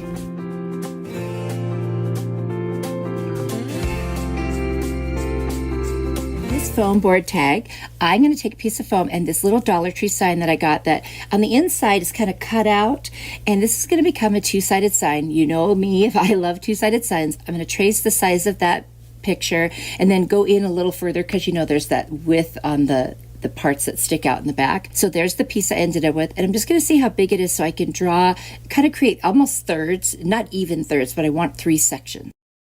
So what I'm going to do then is take a circle that I will overlap all 3 sections and draw that on by tracing around. And then I'm just going to erase the middle lines where I drew across. So you kind of see I've got a top section, a middle section, and a bottom section, and the circle overlaps. I'm going to take the pumpkin chalk paint and do that middle section, the maze chalk paint and do the bottom, and then I'm going to take the Amy Howard Bajas Buff and do the top section. So there's the maze, and there's the pumpkin, and then now we've got the Bajas Buff. Now for that middle section, we're going to do something different. I'm going to trace the circle with a marker, and I'll go over it several times. I like to do it in small little sections. Otherwise, I always mess it up, even if there's a line. So I have to take little pieces, and it's not perfect, but that's okay because this is homemade. I'm just going to write the word hello and then fall. Hello is going to be in cursive and fall is going to be printed. I saw something similar on Pinterest and I decided to just go for it and see if I could do it. You can always use stickers, or if you don't want to do cursive, you could just print it out, cut it out with a Cricut, whatever works for you. Or you could trace something, you could print it on the computer and then trace it. That's another option too.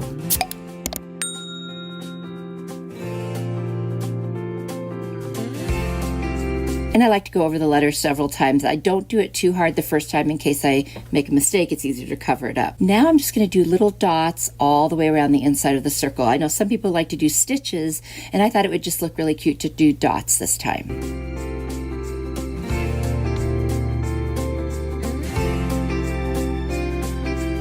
Now I'm going to take my sign and I'm going to remove the tag and the little hanger on it because we're not going to use that. And I'm going to hot glue the back of my foam board and I'm just going to stick it right inside. Now, of course, I didn't cut it perfectly, so I'm going to take some mop head rope and I'm just going to put that in there with the Aleene's tacky glue and just fill in that gap, and the white goes with it. So I thought, why not? Let's just kind of give it a little border. And of course, it's two-sided. I didn't do anything to the other side. I am going to paint all the way around those edges and the inside edges up to the little rope and the outside sides. And it's so cute. And I love that it's two-sided, of course. And I'm excited to put it in my house for fall. It's very bright. Let me know if you like it.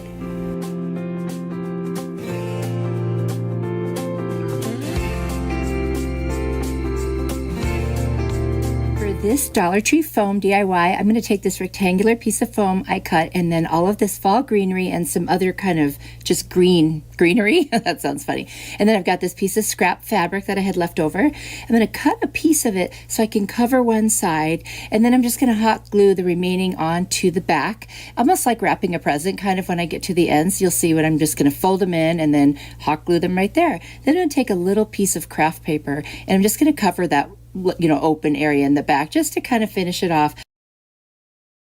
I've got a couple of round foam balls and I'm just going to take a little putty knife and just kind of cut them right in half because I only need 3 halves to do what we're going to do, which is make a table centerpiece for fall. And I think this is going to be so pretty. And it's actually very easy too. So I'm going to hot glue the 3 halves of the foam ball with the curved side up, obviously, right onto the fabric. So this is our base. I know some people use yardsticks or wood or whatever, but we're going to do it with foam because you can do that and it's very light. To make sure they stuck in, I've got these furniture tacks that have really long points on the back and I just stuck them in just to be safe.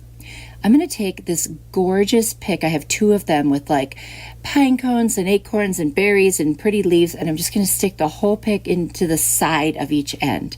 Then I'm going to take my little nippers and I'm just going to snip off individual pieces on all of the rest because I want to be able to place them exactly where I want them.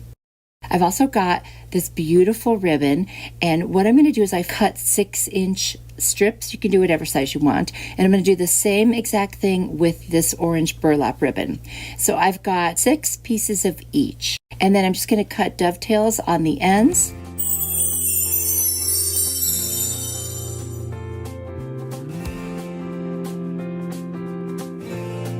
And then I'm going to take 2 pieces. I'm going to put the plaid one on the back and then the burlap one right in the middle. I'm going to take a piece of floral wire and just tie it right around the center.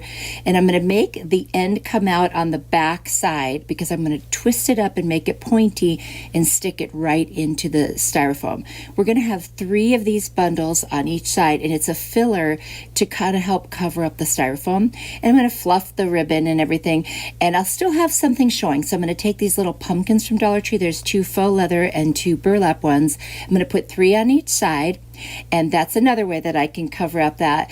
And then I found these little baby sunflower stickers that I had. They look like paper flowers, and I put them on. You guys, this turned out stunning. I mean, at first I was kind of getting nervous, but it turned out beautiful. And then that pine cone in the center. Let me know what you think.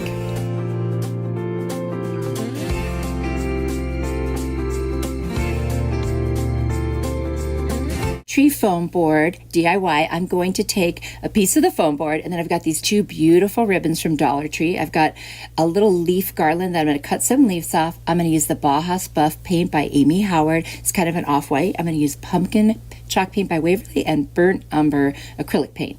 So I've drawn a tag onto my foam board, and I've got all the measurements there. So if you want to freeze the screen, take a screenshot, whatever you want. The other thing is you can just decide on your own measurements if you want, but this is how big I wanted it to be. So I just used my little blade, cut it out, and now I'm going to draw a couple lines because I want to paint some different colors. This is going to be a fall tag. So in the first section, I'm going to do the pumpkin, and then I love taking that tape off, and then I'm going to do that Bajas Buff in the middle, and then I'm going to, for the top part, I'm going to create a faux wood look. So I'm going to put that Bajas Buff going the opposite direction, and then I'm going to take my burnt umber with a chippy brush, which is just a really like worn out brush basically, and I'm going to start like dry brushing over and over and over till I get a wood grain look by going in all the same direction. So that's how I've done that. Now I'm going to handwrite the word hello. Now you can use stickers, you can use a cutting machine. I like to live on the edge apparently and write my own words sometimes. So they're not perfect, but you know what? It came out pretty cute. And now I'm just going to use a pencil and write the word pumpkin, and I do go over them with marker. I'll go over them several times till I get the thickness I want. I was looking at a picture where this was already written, so that I was trying to copy that writing.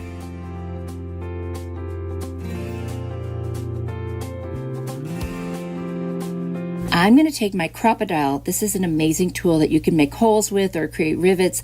And for me, if you have arthritis, helps it not hurt your hands so much. So I did that. I drew a little circle around the hole, and then I put some rope in there for the hanger. Then I'm going to take my ribbon, and I'm just going to go back and forth and make 6 loops so that I can create a cute little bow. And I just tied it in the center with some twine, and now I'm going to fluff it. And it's not a big bow, it's just a cute little bow, but I did put a hole in the tag so I can put that string that I tied it with through and attach it. I thought that would be better than hot gluing it. So I'm going to tie a couple knots and then glue that to the back.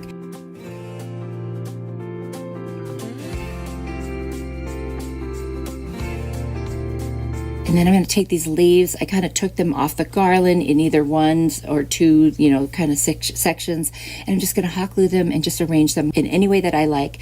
I think they are so pretty to go with this ribbon. I think it's a perfect match. And I love this little tag. It would look so cute on a door or on a wreath on a door, whatever you think. And like I said, you could make this any size you want. You could make little mini ones. I think they would be adorable. I did make kind of a medium size one. And I hope you guys like it.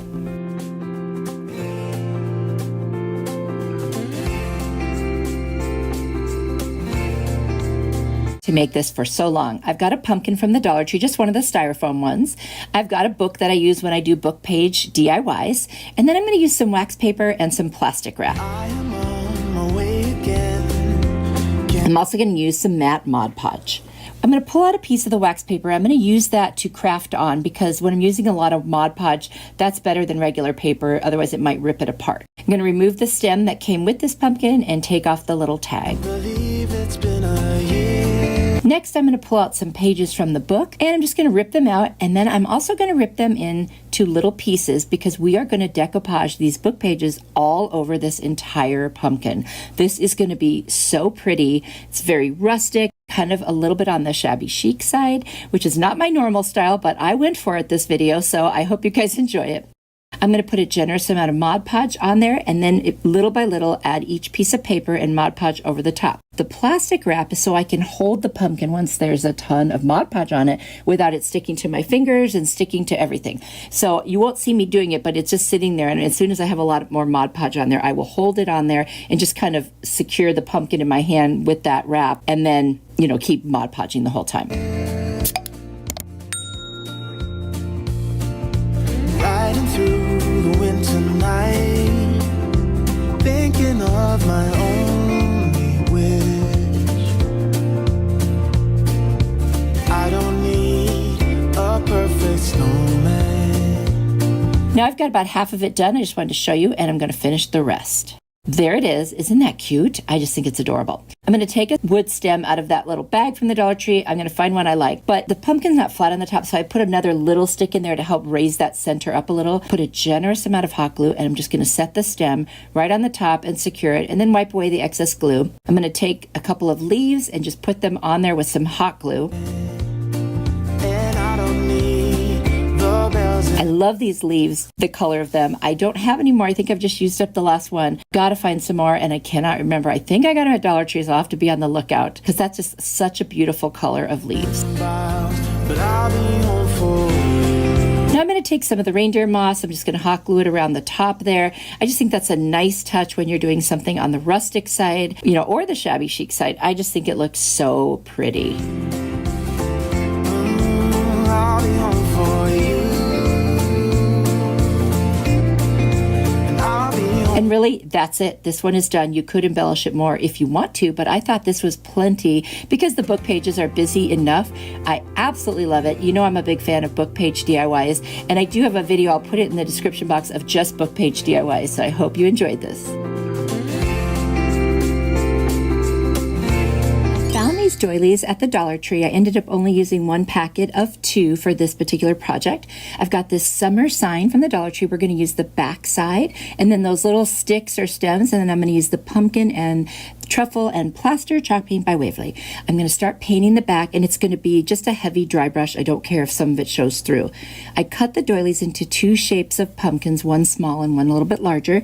I'll use the pumpkin to just lightly paint the first one and the truffle to paint the second one. And these are going to be such cute little doily pumpkins.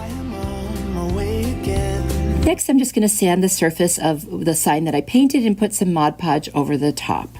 Then I'm going to take my Beacon Fabric Tack glue, and I'm going to glue on the little doilies, and it dries clear. It's the perfect glue for this. Can't believe it's been a year. Riding through the winter night. Now that I've got the doilies on, I'm going to turn the sign over. I cut out a piece of craft paper or paper bag that was actually just slightly too small, so I used a furniture marker and ran around the edges. And now I'm going to hot glue the paper bag onto the back, which I like to finish my projects. And then I'm going to use a piece of twine with hot glue and masking tape to secure the hanger on the back. Thinking of my only wish. I'm going to use my miter shears. I get those at Amazon, and they are in my Amazon store if you're interested. And I'm going to cut 2 of these stems right in half because I want it to lay flatter on here. I'm going to make a smaller one and a bigger one for each of the pumpkins. Now I'm going to embellish the pumpkins. I've got some leaves that I took off of some fall pics that I had sitting around from last year. They may have been from Hobby Lobby. I've got some acorns that came off a pig, and then I've got this pit berry garland. I'm going to cut 4 pieces, wrap it around my finger to give it that curly cue, and then hot glue 2 to each of the pumpkins. It's looking so cute. This is very rustic, almost shabby chic, I might say. And then I'm going to put some of the moss on there, and then I've got this 3-ply or 3-strand rope, very thick from the Dollar Tree. It's nautical rope. And I'm just going to hot glue a piece around each side. So I'm going to do 4 separate pieces. Then I'm going to cut one of the big strands, and I'm just going to tie it in the middle and fray the ends by opening it up and hot glue to each pumpkin to make kind of a shabby bow. I really love how this turns out. It's a lot more rustic and shabby than I usually do, but I was going for kind of a neutral look today on these projects, and I just thought this was beautiful. I was inspired by something I saw on Pinterest, but I totally changed it. Anyway, I really love this one. It was so easy to do too, so I hope you like it. Let me know what you think.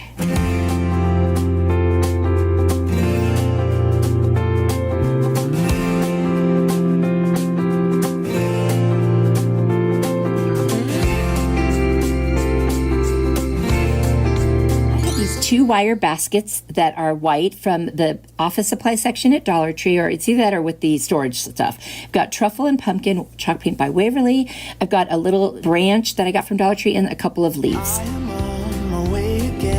I've also got some moss. I'm going to take my pumpkin chalk paint. I'm just going to lightly dry brush all over the underneath side of both of these little wire trays. Can't believe it's been a year. I'm going to take the truffle and do the same thing. We're going to create a pumpkin out of this. I saw these in my stash and I thought, I think we can make a pumpkin with this. So let's try it. There they are, all done. Now I'm going to get some brown reindeer moss. I got that at Walmart, by the way. And I'm just going to fill this up and kind of fluff it up once I get enough in there because I want it to fill in the space of both of those little baskets. I'm going to cut 4 pieces of twine that I got at Dollar Tree because I need to secure the 4 corners together to attach them. And glue is not a good option for this one. It's just going to be a mess. So do a little more fluffing to get that moss up higher. Then I'm going to set the top on it and I'm just going to tie the 4 corners in a double knot and then trim off the rest. And then I will slide the knot towards the inside, which you will see. Bestie, thank you so much for all your prayers and everything for my husband. I appreciate it so much. He's doing better. I just wanted to say thank you again. God bless you all. You're just wonderful. So much support. What an amazing community this is. Riding through the winter night, thinking of my only wish. I don't need a perfect snowman. And once that's done, I'm going to take another one of those little branch pieces and I'm just going to hot glue it right into the center there. Make sure it hits the 4 sides of the little square I'm going to pop that into. And I don't need the bells and boughs, but I'll be home for you. I'm going to take those leaves. I'm just going to put some hot glue on the little stems and I'm going to stick them right in there next to the little pumpkin stem. And then I'll hot glue down the bottom of the leaves so that they'll lay a little more flat. If you are enjoying this video and you know someone else who would enjoy it as well, please share it. That's one of the ways you can really help me grow my channel, and I really appreciate that. I'm going to add a couple little acorns from my fall stash that I have here. I've got all kinds of little shapes and things that I use when I'm just trying to embellish. I think this one is so cute. It's very unusual, kind of an original pumpkin. So I hope you like it, especially if you like neutrals and you like things that are a little bit on the shabby side and just super different.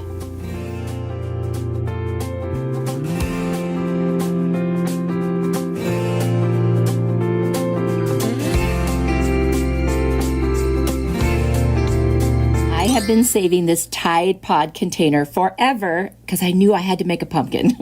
So I'm going to do that. And then I'm also going to take a piece of a pool noodle and some of that nautical rope from the Dollar Tree. I'm going to pry off that very top piece. We'll use it again in a minute here. And then I use my heat tool from Amazon to take off as much of the sticker as I can. I sanded it down. Then I'm going to use a combination of plaster chalk paint. Then I'm going to use some of the pumpkin chalk paint and also truffle. I'm just going to dry brush using a chippy brush the pumpkin on there. So I don't want it to be too heavy. There you go. And then I'm going to take the truffle and just add that as well, just to kind of give it some dimension.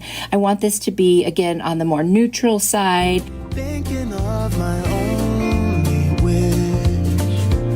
I'm going to use my little blade from Amazon. I'm just going to cut off a piece of the pool noodle to create a stem. I do end up cutting it down even shorter later on, which you don't see. It was off camera. Now I'm going to take that piece I took off. I'm going to paint it with the truffle as well as the pool noodle. I threw a bunch of pieces of foam inside to create a little height in there. And then I'm going to hot glue some of that moss all the way around that brown piece at the top. I don't need a perfect snowman.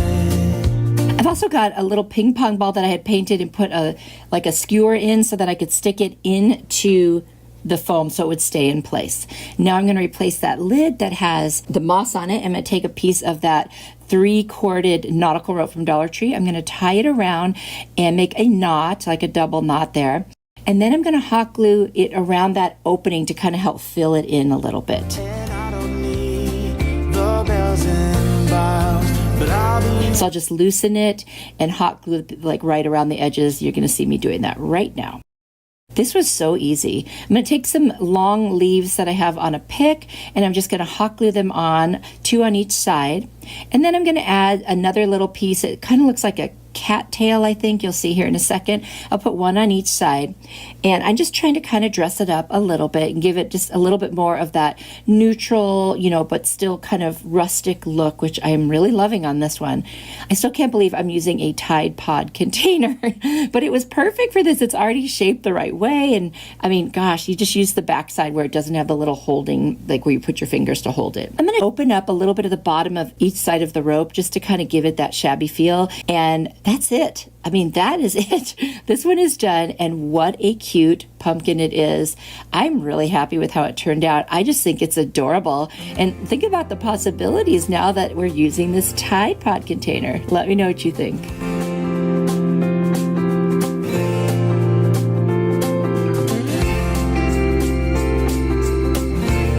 Tin cans, one smaller than the other, and then I've got this self-adhesive wall tile and these 2 little stems. They come in a bag from the Dollar Tree. This wall tile proved to be challenging. I'll explain that as we go.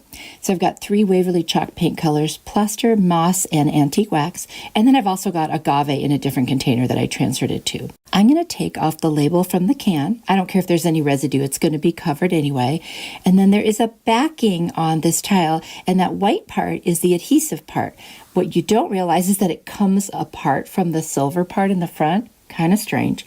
So anyway, I just started hot gluing it around until I get the whole larger can covered.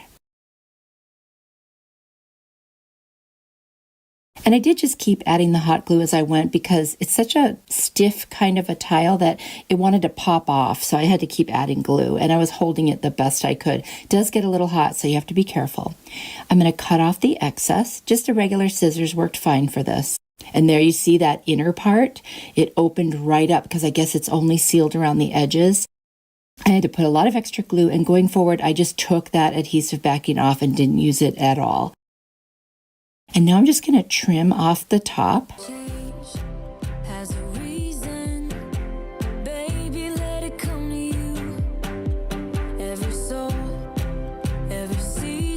There are both of them now, and I'm just going to take a scissors and cut off the excess around the top. I'm going to use the agave and just kind of paint on the first one, and then I'll use the moss and do the second one. And I did a pretty decent coat, not perfection. I'm going to take the antique wax and I'm going to dry brush it, so putting a little on my brush, wiping most of it off, and then dragging it across the little cans. With those raised up parts of the tile, it really looks cool. And there you go. And of course, the cans are upside down now, otherwise you would have a big opening. I'm going to put some hot glue, a generous amount on each of the little stems, and put them on top. And then we have these 2 cute little rustic pumpkins in, non-traditional colors, which is fun to mix in. I've got this gorgeous pick from Walmart. It was a great price, and there's a lot on there. So I just took off some leaves, and I attached 2 to each of the pumpkins with some hot glue. And then I'm just going to take some of the berries and a little bit of Spanish moss that I also had from Walmart. And I'm just going to embellish the top, put them wherever you want. You could do this however you like with whatever kind of picks you like. You could keep it super simple and just do the stems if you want. I think this one turned out very cute. And once I got the tile thing figured out, it was actually very, very easy. And I think they're going to look gorgeous with any colors you have in your home. Be sure to let me know what you think. I absolutely love these. Every change has a reason. Baby, let it come to you. I've got this tall canister. Part of it's tin and part of it's paper. It had some wafer rolls in it. And then I've got these 12 little baby bowls from the Dollar Tree, some antique wax by Waverly, and then another one of the tiles. Now I'm just going to cut this along the seam of the tile. I'm going to do that on both sides. I'm going to have to piece this one together to make it fit. So I'm just going to go ahead and figure out how tall it needs to be and trim that off, and then match up the other pieces as well. Now I'm going to take that adhesive backing off because I know now I don't want it. I'm going to use a lot of hot glue, and I'm just going to start piecing the tile on top of this little canister, tin canister thing. I'm going to use a lot of hot glue and just start holding it and give it time to dry so that way it won't pop off while it's still drying. And now I'll just take those remaining pieces and I will line them up, and that will cover the entire thing. Now I've got it all on there. I'm going to take my plaster paint by Waverly and I'm going to do a really pretty kind of heavy dry brush around the whole thing. And then I'll take my scissors and cut around the top any of the excess tile. Now I've got one of those bowls, like I said, and I'm using my X-Acto knife. This is kind of a weird thing, but I'm trying to create little cracks in it. So I'm just popping it in, and you see I made like a pie with little pie pieces, and then I was able to rip off each of those pieces. We're making a plastic bag holder, and so first thing is I want to finish up that edge. I'm going to take some rope from Dollar Tree. It was like a 2-strand cord, and I just separated one of them, and I put it all the way around the edge. And then I'm going to do something with that little bowl because it's going to be rough edges otherwise. So I'll show you that in just a second. But right now I'm going to take my moss paint. I'm going to very generously dry brush over the top of the plaster. I think it's gorgeous. Now I'm going to take some hot glue and I'm going to attach some more of that rope. I'm just going to use the 1 strand again of the 2 around the inside of the hole, and then I'm going to pull it through and do it on the outside. That way there's no rough edges and it can't rip a bag as you try to pull it out. That's what I realized after I'd cut it. It had some very, very sharp edges. And that's what I'm going to do to that little bowl at this point. I'm going to put my bags inside, and then I'm going to put one through the hole at the top, and now you'll be able to pull them out one by one. Now I'm going to take this beautiful pick from Walmart. I'm just going to cut off random leaves and berries and whatever I want and just kind of start embellishing. Again, you could do this with whatever you want. You could leave it just as it is. I think just adding this on there made it beautiful. I'm excited to use this. It's going to sit by my craft table because I use plastic bags in my little trash can, and this way I'll have them ready to go, and it'll be easy to refill because the top is not glued on. And I think this is a very functional, useful piece, but also decorative. I hope you like it. Let me know what you think. Every change has a reason. Baby, let it come to you. Got another tin can. I've got a floating shelf from the Dollar Tree. This one happens to be black. I went for kind of a black and white look on this. Got a piece of scrapbook paper, I believe from Hobby Lobby, and a little welcome to our home piece that was off something, a sign or something from Dollar Tree. I'm just going to measure and so I can cut the size of paper that I need. Then I'm going to rip off the label, which comes off easy, and I don't worry about the residue because you won't see it anyway under the paper. Now I'm going to start hot gluing the paper all the way around until the entire thing covers the can. Thank you for always being so supportive of my channel. The best way that you can help me besides watching is liking, subscribing, and sharing my video. So thank you so much. I just wanted to show you that you could do so many different things with the cans. I'm going to trim off the excess that's on the bottom, and I'm going to take the shelf out of the wrapper. And what's really cool about these shelves is that they actually come with the hardware and instructions. Now, I'm only going to use this as a little stand. I'm not going to put it on the wall for this, but I just wanted it to match and kind of sit there on it. I'm going to take my Rust-Oleum chalked linen white paint, and I'm just going to paint the bottom and then that little silver part at the top and a little bit on the inside because I don't want you to see any of the can, once everything is done. I'm going to paint the back of that little cardboard sign just because you will see it because it hangs off the edge of the can. I'm going to dry it off with my heat tool from Amazon, and all my Amazon supplies that I love are always in my Amazon store in my description box below, so feel free to check it out. I'm going to put some hot glue on the middle of that little sign and attach it right to the front of the can. Isn't that cute? Very farmhouse looking. And what I like about this is you'll be able to change out the florals for any season. So I'm going to add some Spanish moss in there just to kind of fill it. And then this gorgeous pick from Walmart that I got. This thing is going to last forever. There's so many things on it and a bunch of different color leaves. That's what really attracted me to it. And I'm just going to cut off pieces and start putting them in there, different leaves. And then I've also got this kind of like, I don't know if it's a chrysanthemum. It's a white flower. It's from a different arrangement that I took apart. And I just put that in there to kind of make it a little bit different. And I'm just going to fill around the edges with the Spanish moss because that way you won't be able to see inside. And it's really nice when these kind of little planter things are just nice and full and just all the different textures and colors. I find that to be super interesting. Of course, you can decorate this any way you want, and like I said, when fall is over I can pull these out and add something for winter and then for spring and summer and so forth. I think this is going to be a really nice versatile piece in my house, and I'm not going to glue the tin can onto the little shelf because I want to have that flexibility too, but I sure do love the way it looks. It's almost like a riser. You have to let me know what you think. This one might be my favorite. Every change has a reason. Baby, let it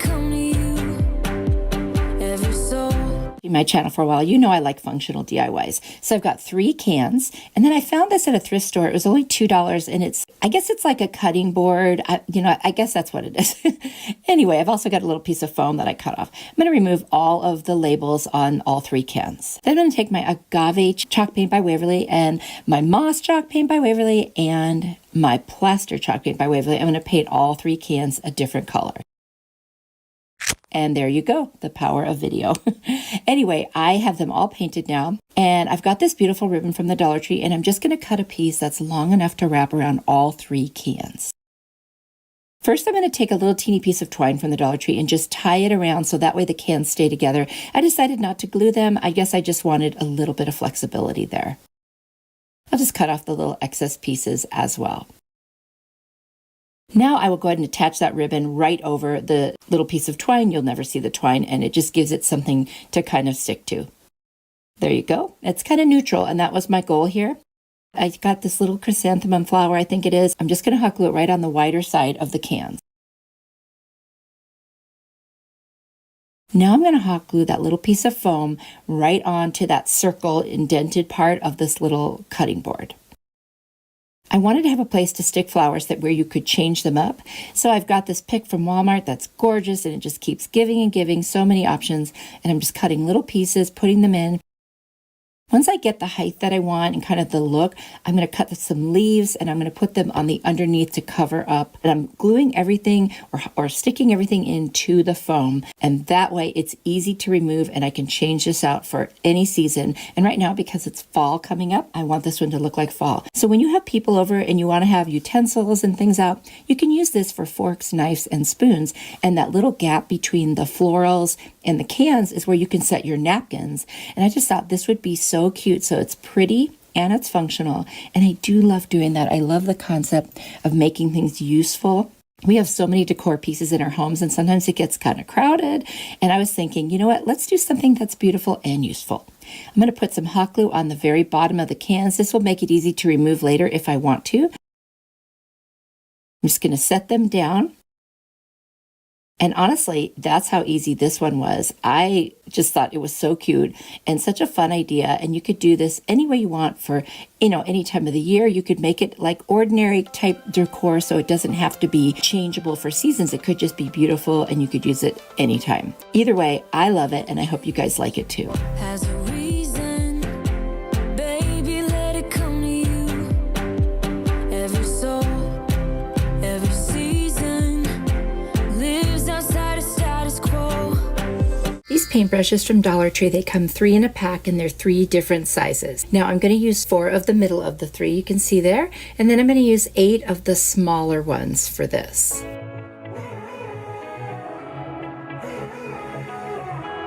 I've got this cute little Hello Fall sign from Dollar Tree, and then I've got an 8-inch wreath ring. It actually comes 2 in a pack, so that's a great deal. And then I'm going to use a couple of zip ties. I've also got the moss, pumpkin, and plaster chalk paint by Waverly, and I'm also going to use a little bit of celery. So I'm going to start off with the pumpkin, and I'm going to paint from the metal part down through the bristles on the larger 4 of the brushes. And I'm just going to keep painting until it looks nice. I took a couple of coats, and then I'm going to take the celery and plaster, and I'm going to alternate between the brush and metal part and the handle on the other one. So here I've got just the top part. Then I'm going to use the moss as the handles on the orange ones. The orange ones are going to be pumpkins, and then I'll alternate, again with the plaster and celery on the opposite ones that I did. There you can see them all. I've got this beautiful orange burlap ribbon from the Dollar Tree, and I'm just going to use a zip tie to get it attached and started. And I'm just going to wrap it around and around until it covers the whole thing, and then I'll take another zip tie and attach it there too. Once I have that attached, I'm going to take a piece of rope. I'm going to stick it into the wreath form, one of the wires, and I'm just going to knot it at the top and make a little hanger. This is going to be the cutest little paintbrush wreath. Tied some hula skirt around each of the orange ones. These are little pumpkins, so it just looks like it's got a little stem. And then I'm going to hot glue each brush directly onto the burlap on the wreath. So as you can see, I did like at 12, 3, 6, and 9 o'clock the pumpkin brushes, and then I alternated in between. Now I'm going to take some rope, and I'm just going to thread it through the holes on the ends of the paintbrushes just to help hold that in place. I learned this little trick from my friend Nadia at DIY with Nadia. I'll take some pipe cleaners, you fold them kind of flat on the bottom, and then you attach them to the back of a sign or something that you want to put in the middle of a wreath. And I'm going to put 4 of these on there, and then I put a little piece of the burlap over it to secure it. And then you push the little pipe cleaners right through the wreath part, and then you attach it from the back, and you just twist it around, 3, 4, 5 times, and then tuck it in, and then you have a nice secure hold. I'm going to take this cute little paper sunflower that I got at Hobby Lobby and hot glue it to that little pumpkin. And then I'm going to use these little teeny sunflowers and put them on all of the other paintbrushes that aren't pumpkins. And I think this turned out adorable. Of course, I'll cover the back with some craft paper like I usually do. And I hope you guys like this one. I think it's so unique and original. And what a paintbrush hack is this? Now you can just look at paintbrushes in a whole different way.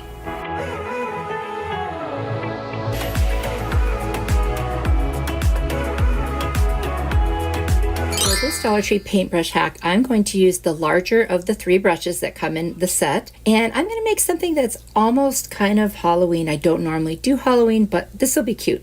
So I've got these googly eyes and a couple of bolts. I end up swapping those out for shorter, wider ones that I think are going to look better. And then I've got this bright green and the chalkboard black paint, and I'm going to use that as well.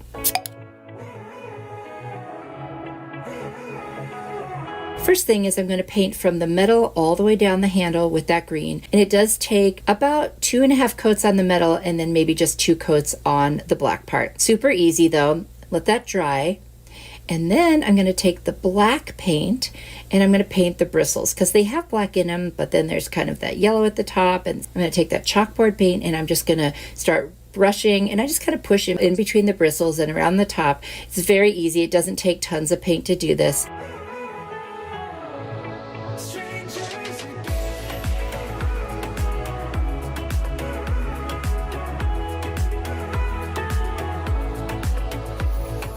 I took a very light marker and I kind of drew for myself some lines to make the stitches and his little forehead line and then his mouth. This is a little Frankenstein if you haven't figured it out. And now I'm going to take a very fine point art brush and that black paint, and I'm just going to go over the lines that I drew. I didn't do pencil because I didn't think I'd be able to see it very well. So I just took, like I said, a very fine point and light marker just to draw them. And now I'm going to paint over them all. It makes it so much easier if you have something to work with.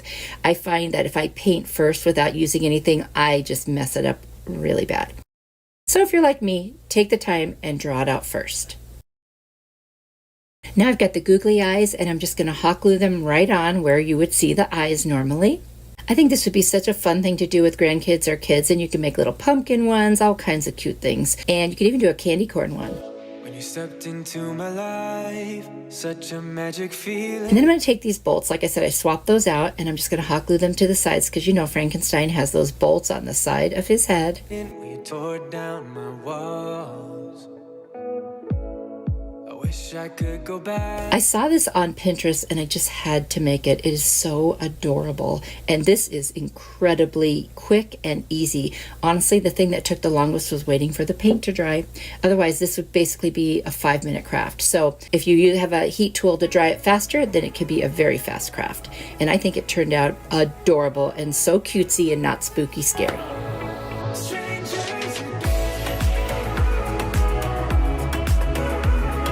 Paintbrush hack. I've got this really cool paintbrush, but I just never use it. I've only used it a few times. It was from Amazon, and it's a unique shape. And then I've got these cute little pots from Dollar Tree, some skewer sticks, a couple of little flower picks, some little stickers that have pumpkins, and then a beautiful fall napkin from the Dollar Tree. I'm going to cut those little skewer sticks into fence pieces. I'm going to use this Boss Buff Amy Howard at Home paint, and I'm just going to paint the front and sides of these little pieces, and they're going to be like a garden picket fence. I'm also going to paint that top part of the paintbrush. I'm going to measure out a piece of the napkin that will fit across that top part. I'm going to be decoupaging this on. Now it's a 2-ply napkin. You've got to remove the plies. The easiest way is take a little piece of tape, put it on the back, and then just pull, and it comes right apart. I'm going to take some Mod Podge and cover that whole front side of the white. Then I'm going to lay down my piece of napkin, and I'm going to rub that on nice and secure. Once it's on, I'm going to put some more Mod Podge over the top, and then I'm going to put some more on the edges to make it very wet, and then it just separates so easily with your finger as you push it across. Just go very slow. And then I'll add some more Mod Podge to the edges to make sure any little extra pieces are laying down. Now I'm going to start gluing on the picket fence pieces. I'll start in the middle and work my way out. And once I have all of those on there, I'm going to take the longer pieces and make a crossbar along the bottom and along the top. And that's just what makes it look like a cute little picket fence.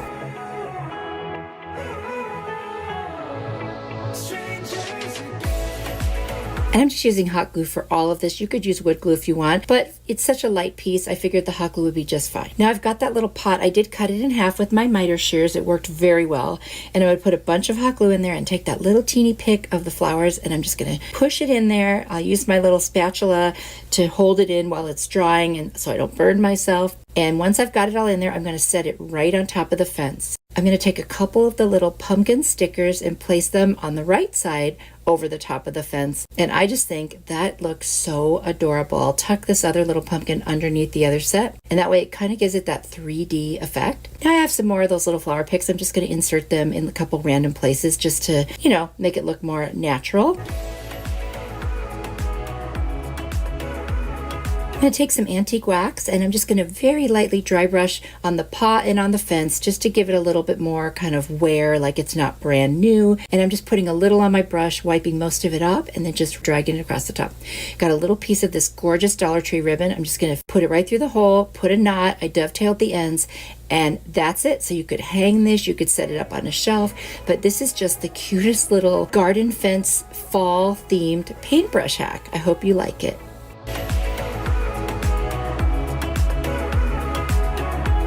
This paintbrush hack, I've got this cute little stippling brush that's very used and very hard, and it's just time for it to be done. I've got some bright yellow and black chalkboard paint, some little teeny sunflowers that I got at Hobby Lobby, and a bead.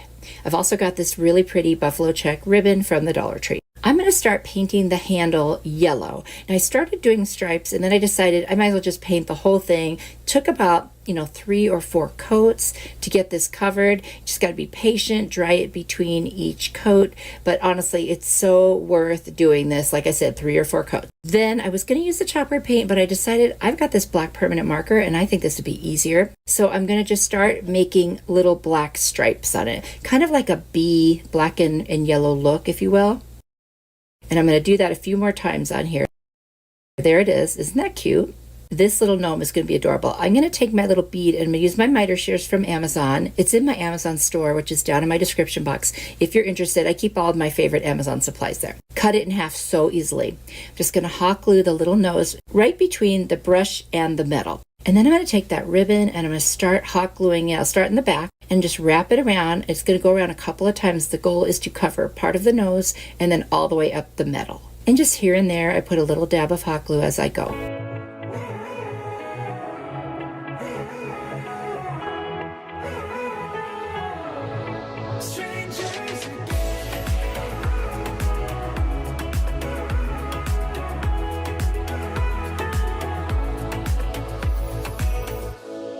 Stepped into my life, such a magic feeling when you tore down my walls.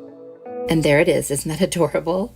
Now I'm going to hot glue those 3 little sunflowers off kind of to the right of his face, kind of give it a little more interest. They were just the perfect size for this little brush. I wish I could go back to right before you told me I'd try to change it all.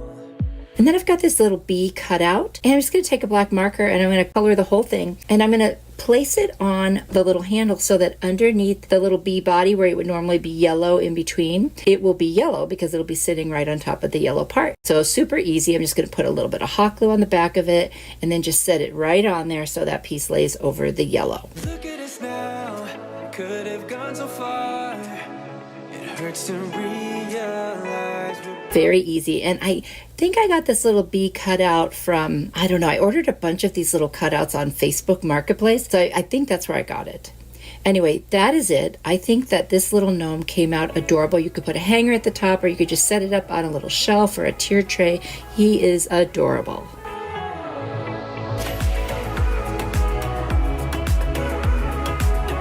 bicycle wreath form at the Dollar Tree. It's so cute and so versatile.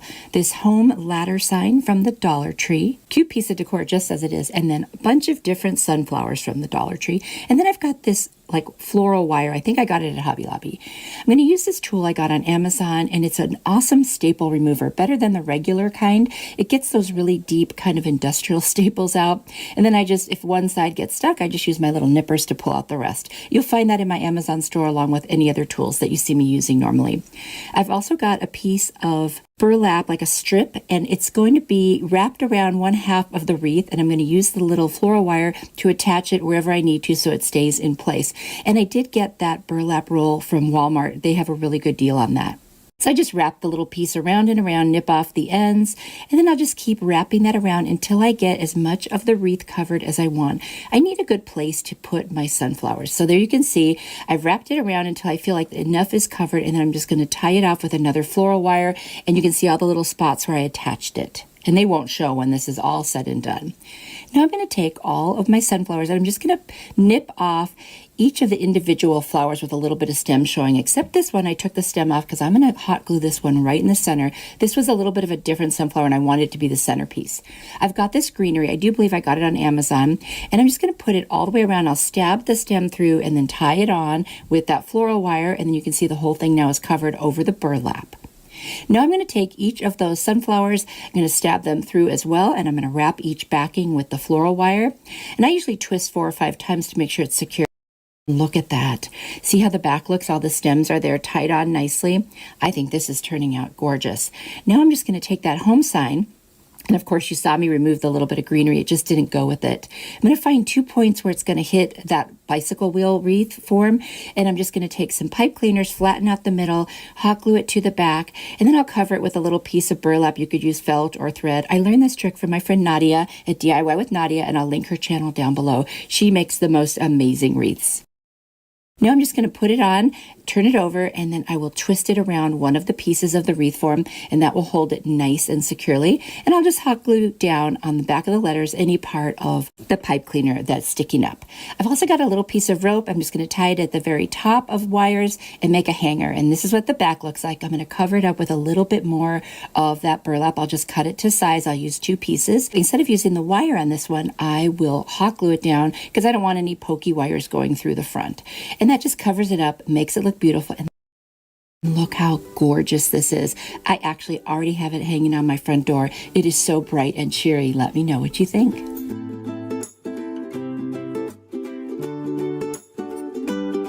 Little bouquet kind of a holder, and I've got a video where I show you how I did it. I just didn't use this piece after it was all done on the video, so I saved it, and I'll put that video down below so you can watch how I made it.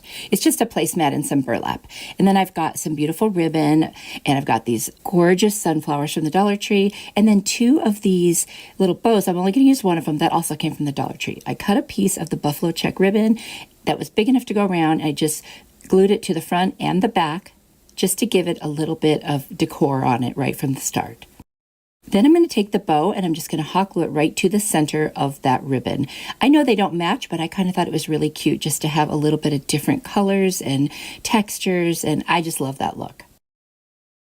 I'm going to take some leaves that I have and I'm just going to hot glue them right underneath the bow, one on each side and one on the bottom.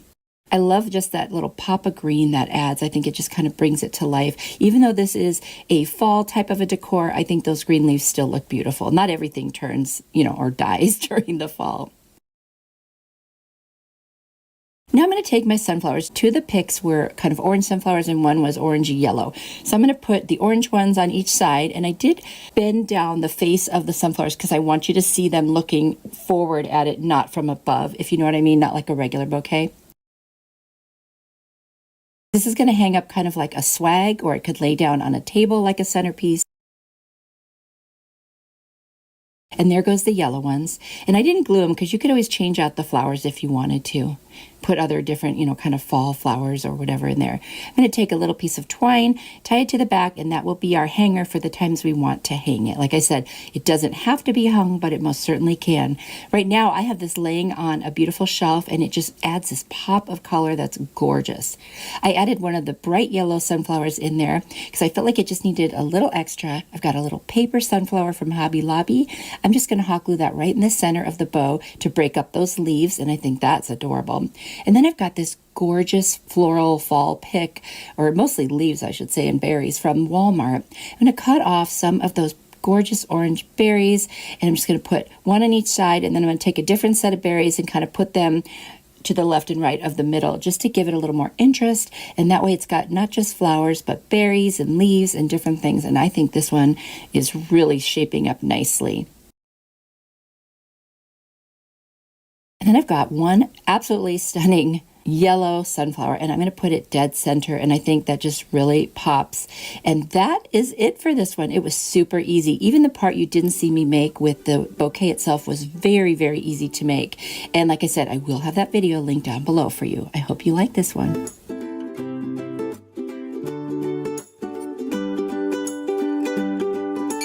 Different garlands for the different seasons. So I've got these little cutouts. They look like pumpkins and leaves from the Dollar Tree, some little baby sunflowers from the Dollar Tree, and then bigger sunflowers. And then I've got this really heavy duty rope from the Dollar Tree. I'm also going to use Amy Howard at Home Bajas Buff colored chalk paint. It's a really nice coverage, and I don't know why, but this paint actually smells good. Does that seem weird that paint would smell good? Anyway, it does. So I'm just going to paint where the orange buffalo check is, and just keep that outer border. The whole thing is I don't want the orange in this one. It's going to be very traditionally yellow, kind of, for the sunflowers. Once that dries, I'm going to cut off just the little head of the flower, and I'm going to hot glue one to each of those 4 pumpkins. You won't even know they're pumpkins when it's done. I just needed a shape that was perfect for these little, well, actually they're kind of big sunflowers. I'm going to nip off anything that sticks out on the back, make sure it stays attached. I'm going to put a generous amount of hot glue and just stick that right to the center of those little pumpkins. They're made out of like MDF, so they're very thick, almost like a sign, and I'll do that to all 4 of them.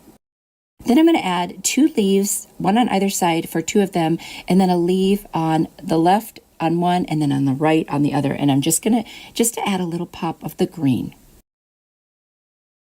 So there you go. Now I'm going to figure out the pattern. So I think I'm going to do that outside pointing leaf first, alternate with the black and white buffalo check leaves, and then put the other sunflowers in order. I'm going to take that rope, I'm going to make a slip knot on the end, and then I put a little bit of hot glue to make sure that stays in place. With rope this thick, you just never know if it's going to get loose. So I figured that way, it'll stay. And that gives me a little place to hang that one side. Then I'm going to position them how I think they will be. I decided to put some space between them because I thought that just looked kind of pretty. The rope kind of goes with the whole look, I think. And what I'm going to do is just put hot glue right on the rope where I want it, and then lay down the piece kind of in the center of it so that it stays. And this actually works very, very well. Another idea would be to put a piece like a felt or burlap on the back just to hold it a little bit more straight, but they stayed just fine for me. So I decided I would just let it be. And if it doesn't work later down the road, I can always add that. And I'm going to do that all the way to the other end. And I'm going to make a slip knot when I'm done and finish them both off so that I have a place to hang it. Those little teeny sunflowers I got from the Dollar Tree, I'm just going to nip off those wires that are on the end because we don't need them. I'm going to put one of those in the center of each of the leaves. So I'm just going to put a dot of hot glue on it and set it right in the center. This could not be easier, and you could kind of do it any way you want. This, even if you weren't using sunflowers, you could do this idea for any kind of flowers if you're just looking for something colorful. So I am loving this one. I feel like it's going to be very, very bright and cheery, and again, from summer right into fall, and I love this one. Let me know what you think. Couple book stacks each year, and I've got this cute little crate from Dollar Tree that has the slats in it, so it already looks like books. And then I'm going to use that Amy Howard at Home Bajas Buff colored chalk paint. I'm going to use Hazelnut and Maze by Waverly chalk paint and a little bit of chalkboard paint. This is so easy. You just decide what colors you want. I'm going to use the Maze on that first stripe at the top, and then I'll put it all the way around and on the very top. And I just do kind of 2 light coats, and I think that comes out really nice. On this one, I'm not going to paint in the slats. I'm just going to leave leave them natural. I'm going to use the Bajas Buff on the middle stripe, if you will. And then I'm going to use the hazelnut on the bottom one, and then on the very bottom kind of edges in case you see it, and inside those little handles as well. Next, I'm going to take a pencil and I'm going to start writing in the middle section. I'm going to write the word and I'm just kind of doing a funny little font that I decided. And then I use for the longer words, the first one is sunshine on the top. And I always start with the last letter and then work my way to the left. That way I have the spacing just right. So that will say sunshine on the bottom. It's going to say sunflowers. And there you go. I'm just finishing that off. And you could write that any way you want. You could use stickers too, or stencil this however you want. I've got a very fine art brush and I'm going to take that black chalkboard paint and I'm basically just going to cover up my pencil all the way around. I'm going to go nice and slow and just make sure I get a nice coverage on those letters. And like I said, just take your time, and having the pencil there really makes a difference. If I tried to do this without pencil, it would look terrible. And as it is, I still make some mistakes, but I'm okay with that. This is a homemade piece of decor. I'm going to take that buffalo check ribbon, it's wired, which I like, and I'm just going to fit it around the top into the underneath, put a little drop of hot glue on each side of the top just to hold it in place. And then I will bend it over the sides, and because of the wire, it bends very easily into the inside of that crate. And then I'll just put a drop of hot glue on either side to hold it down. I just think with sunflowers, the buffalo check looks really nice with it. I don't do a lot of buffalo check in my house, but I think this particular combination is one of my favorites. I'm going to take 3 of those little teeny sunflowers from Dollar Tree, and I'm just going to put a dot of hot glue. I'm going to put 3 of them on the front where there's a little spot there. Then I'm going to take the big sunflower, I'm going to nip off a big portion of that stem because it's just way too big for this. And I'm going to take off a couple of those leaves, set that underneath, bend it forward, and add some hot glue under the ribbon to hold it in place, and then you won't see the stem. Once it's on there the way I want, I am going to add back some individual leaves just to give it a little bit more of the green pop because I like that as well. I think it keeps it looking very fresh.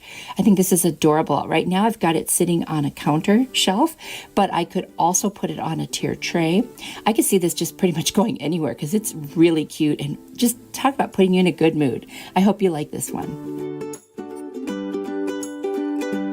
Has become a staple on my 3-tier trays. I made a lemon one for the spring and I love it. This is one of the little dice from the Dollar Tree, and then I cut out some cute little calendar pictures from the back of a calendar so that you get those little boxes, and I picked all the fall ones and then a couple extra ones that just kind of go with it. And I'm going to take that white paint from Folk Art and I'm going to paint the entire cube, and this is like my base coat actually. Then after I get that completely painted and dried, I'm going to go ahead and I'm going to add some of the warm buff around just the edges that might show. Now, I end up doing something different, so I didn't even need to do this part, but I didn't realize that at this point. So this is an option if you're not going to do something that you'll see me doing here in just a minute. So literally just going around all of those like ends, the end pieces, because those little cutouts are going to cover the center.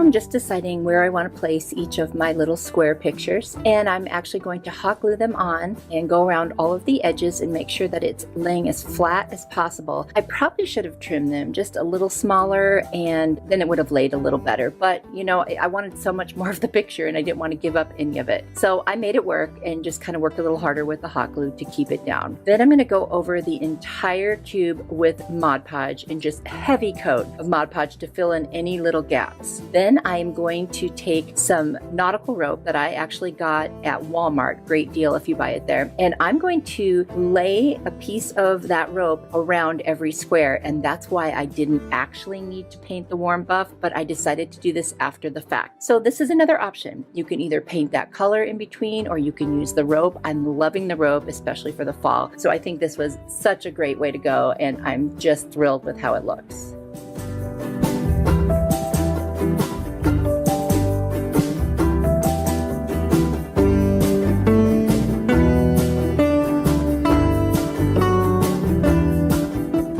Making these cute little cubes with the pictures on the side for the different seasons is such a nice piece to add to a 3-tier tray, and I love it.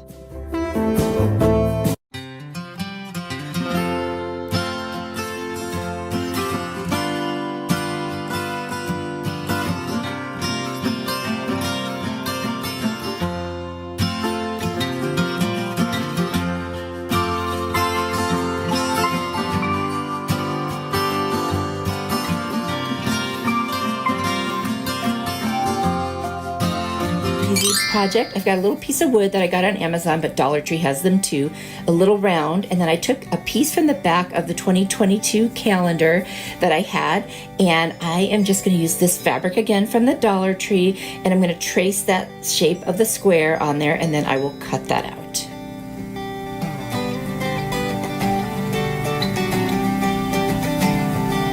Once that's cut, I'm going to fray the edges a little bit. I just want this to look rustic because this whole tier tray is going to be rustic. I'm going to use my Beacon Fabric Tack glue. I will put that right on the wood, and then I will apply the little piece of fabric right on there. I'm being really careful so it doesn't stick before I want it to. That's why I'm kind of holding it up. And there we go. Just kind of push that down, make sure it's there, and then I'll trim any excess off around the edges. Then that little wood round I have, I'm going to trace that circle onto my little calendar piece. Now I end up trimming it down even more, but I needed something to work with, so I've cut it out. I'm going to take the burnt umber paint by Apple Barrel. I'm going to paint right around the edges and then the sides as well. Then I'm going to take my scissor blade, and I learned this from my friend Linda at FaithChick777. You just kind of rub your scissor blade along the edges of any paper, and it gives it a really cool distressed rustic look.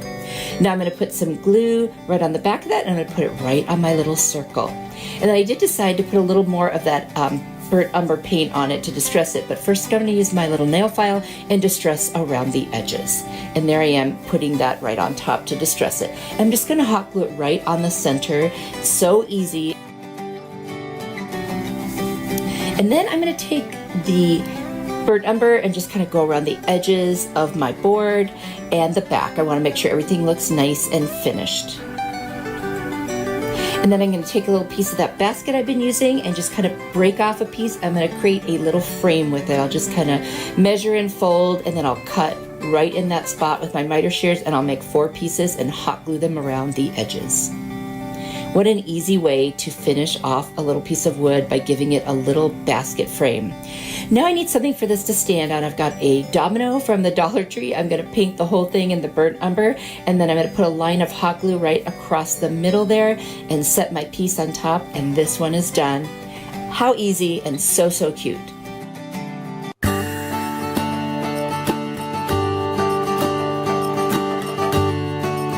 From the Dollar Tree, some pumpkins that I got at either Hobby Lobby or Dollar Tree over the last 2 years, little baby pine cones, also from either of those 2 places. The colors Fawn and Cashew from Waverly, along with plaster.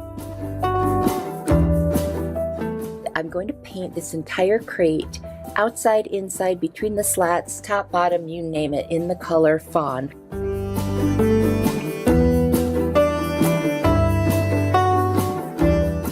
I'm going to take the pumpkins and make sure they're neutral, so I'm going to use plaster on this particular one. I'm going to paint all the stems with the antique wax and then kind of wipe off the excess. I'm going to paint this little gourd or squash, whatever it is, in the color Cashew. And of course I'll dry them all with my heat tool, and then I'm going to use that antique wax, like I said, to do the stems. And on this one, I actually think the color is neutral enough. I'm just going to add a little accent to it.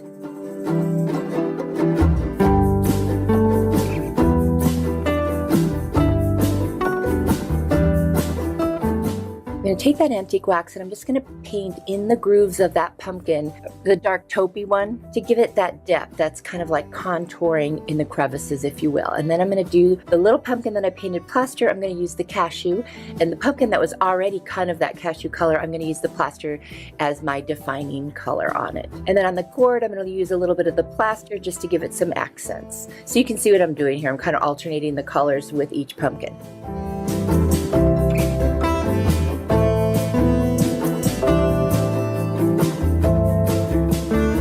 I'm going to take the 4 little pumpkin scatter pieces that are white, and I'm going to turn them into wheels, and I'm going to sand down this cart so it makes it look a little more aged and smooth. And I'm going to take my ink Waverly chalk paint, and I'm going to paint the back and front of each of those little, we'll call them wheels now.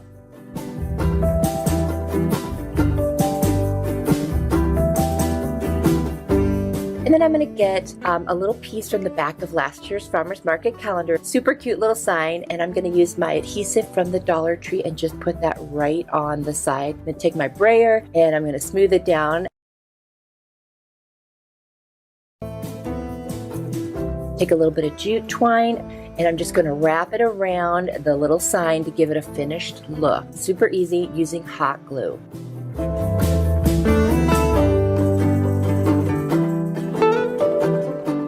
Then I'm going to take a white marker from Arteza and I'm just going to color in the center of the wheels. I'm going to hot glue the wheels right onto the bottom of the cart. Now, I didn't need to use E6000 or anything. This isn't going anywhere. Of course, use whatever adhesive that you're most comfortable with. And then I'm going to cut up some of the hula skirt from the Dollar Tree, assemble the pumpkins just till they look cute, and put in the pine cones.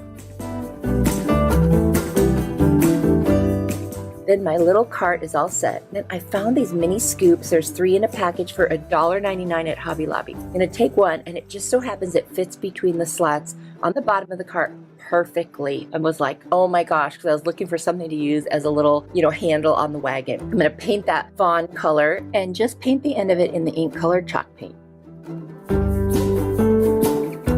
And then I'm going to hot glue it and attach it right in there. And look at that. It fits perfectly. I couldn't have planned that any better. This turned out so cute and it was so fun. Let me know what you think in the comments.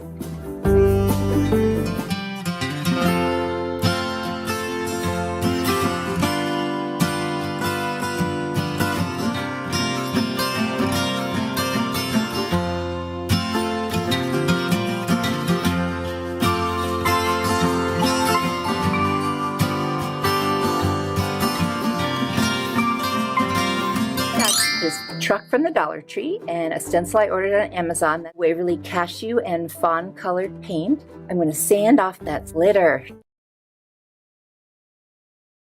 I'm also going to use some plaster chalk paint from Waverly. I'm going to cover the whole front of the truck, and I do 2 coats. And I'm going to dry it in between with my heat tool that I also got from Amazon. And then I'm going to sand it again, make it nice and smooth so I can use my adhesive stencil. Now, some people use these stencils with chalk paste, but I just do it with regular paint. And I just dab it on with a little foam dabber, and I'm real careful about it, and it seems to work fine. Now, I like the super distressed look in this case. So if it doesn't come out perfect, I'm okay with that. And I used a little scraper tool to spread it around. Now I'm just going to piece this stencil because it's not quite as big as the body of the truck. And I'm loving the way this looks. I'm going for a very neutral look here. And so that, cashew color really did the trick. Now the fawn is what I'm going to paint the wheel wells with and those little bumpers on the side. And then I'm going to go in with some ink color chalk paint and do the wheels. Of course, they're going to be black. What else would wheels be? I ordered these artistry brushes off of Amazon. It's a great deal. So I could do this really detailed type painting that I struggle with if I don't have a good brush. So I'm going to do the little white in the center of the wheels. I'm going to touch up my paint in the wheel wells, and then I'm going to sand all the paint surfaces and just kind of dull it down a little bit because I want it to be softer. And then I'm going to sand the edges as well so that you kind of gets that distressed look to it. Not too hard, just a little bit, and then around the entire truck.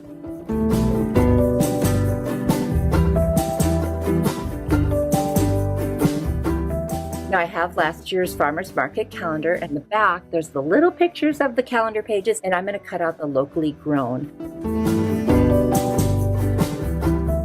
And I'm going to end up getting a scrap piece of wood that I have. I'm just going to pull off the 2 sides. It's from a Dollar Tree piece that I didn't use all of it. Sand it down. And then I'm going to use the cashew paint and get my brush wet first. And then I'm going to lightly paint, almost like making a stain out of it. And just going to use my mister and then just spray that, and it'll go on really nice and light. And I'll do the front and the edges, and I don't need to do the back because that will be attached to the truck.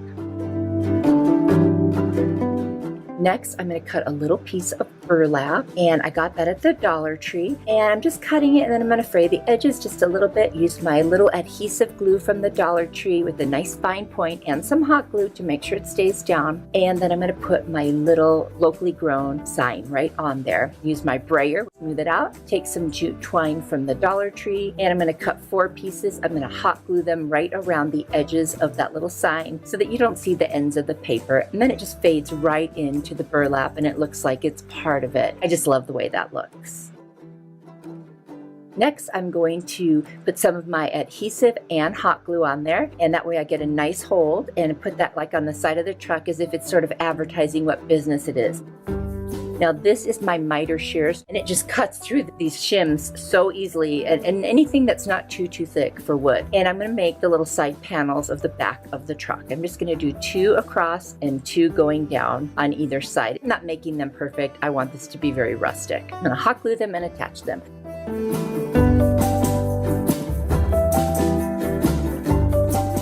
I'm going to use my cashew chalk paint, and I'm going to paint one of my little pumpkins that I used in a project last year and had already cut in half.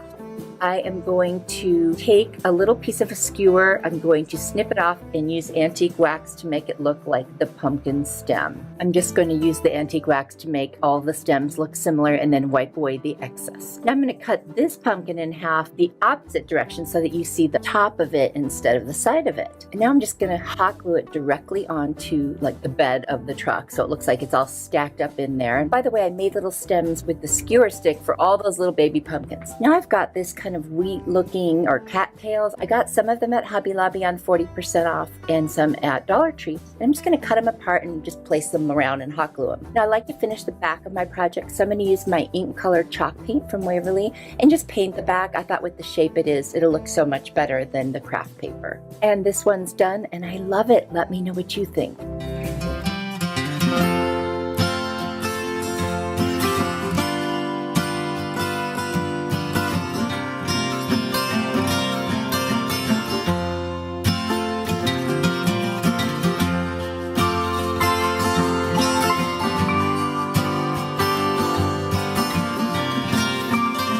Thankful, Grateful, and Blessed calendar. And I'm going to use the mason jar page. And I have a little mason jar sign that is from the Dollar Tree. So at first I was going to just use the whole shape of the mason jar. So I cut it out and then I stopped and thought about it. Now I need to get off all of that paper on the front. Here's a little trick or a hack.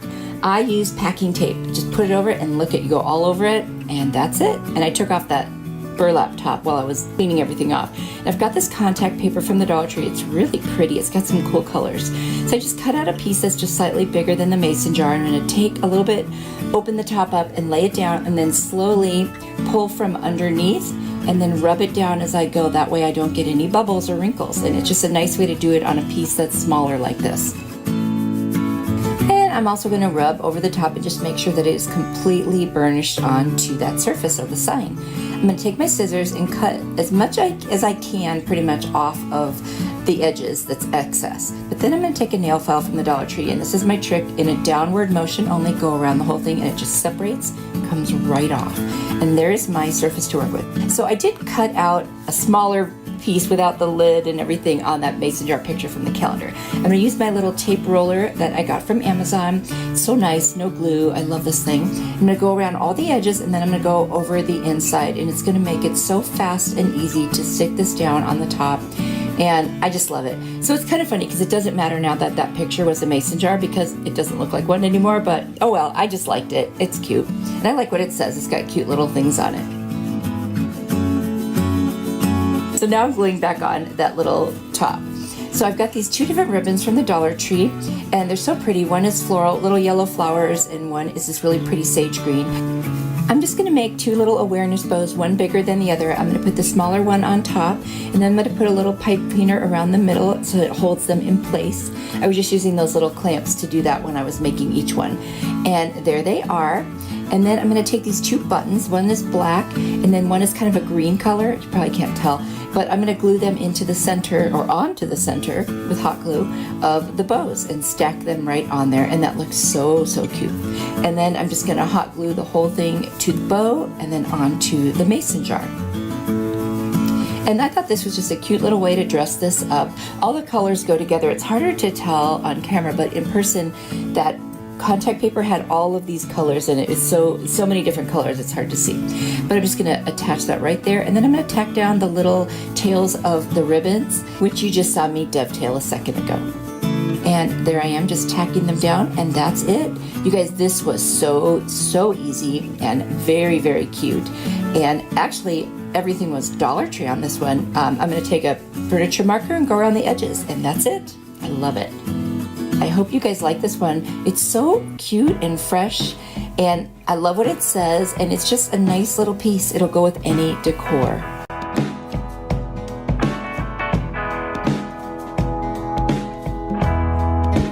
pumpkin DIY hack. I'm going to take the smaller pumpkin that has the little layers on it and then the welcome pumpkin. And I'm going to use these beads I got on Amazon, and this is faux leather that burlapfabric.com sent me. And I'm going to cut a couple pieces of that because I want to use that on the edges, which you'll see in a minute. So first I'm going to try to remove some of these pieces on here, and then I realized I didn't really need to. So instead I'm going to score and take off that stem of the pumpkin. And now I'm going to cut that faux leather, and I'm going to clip it to each side, and I'm going to trace on the back or cut on the back, and then I'll trace what's left that I can't get to so that I can cut that to fit. And then I'll just take that piece and I'll lay it over the other one, and I'll just duplicate it and cut that one out. And that's going to cover the part that is on either side of the ends of the pumpkin because the one I'm putting on top is smaller. And then I will hot glue just around the edges of these two pieces of faux leather to adhere them to the larger pumpkin, which I did manage to get all those things off, by the way, off camera. I'm going to use some furniture repair markers from the Dollar Tree. I'm going to use the color walnut, and I'm just going to go around all the edges and then where the two pieces of faux leather met because it wasn't like a dark color. And now I'm going to cut out a piece of the faux leather to cover the stem of the pumpkin that we are going to use. And I kind of cut it so it looked like it had that, you know, those little pieces that hang over. You know what I mean? You can see it right there. I don't know what they're called. And I'm just going to make sure every little edge is covered with that furniture marker. Then I'm going to take this Warm Buff, it's acrylic paint by Apple Barrel, and I'm going to do the flattest part of the front of the pumpkin with that. Then I'm going to take my furniture marker, and I am just going to stain the 3 raised sections. Doesn't that look cool? I think that it's such a nice effect. Then I'm going to lay the littler pumpkin on top of the bigger one and hot glue it right on top of it. So now I've just made a bigger pumpkin with more layers, if you will. I'm going to thread some twine and stick on these different colors. I'm going to kind of create my own pattern with the different oranges in natural color. And I'm just going to make a hanger. I'm going to hot glue it to the back, and then I like to put masking tape over those pieces with some hot glue, and then it's really going to stick there forever. I've got these cute little leaves. I don't know what they're made out of. Kind of a paper, I guess, from Hobby Lobby. I got them last year on clearance. And then I've got this Hello Autumn words, which I believe I got at Dollar Tree, or I cut them off of another pumpkin, I think is what it was. I'm going to use the pumpkin color in Waverly to paint them, and then I'm just going to hot glue them right over the top.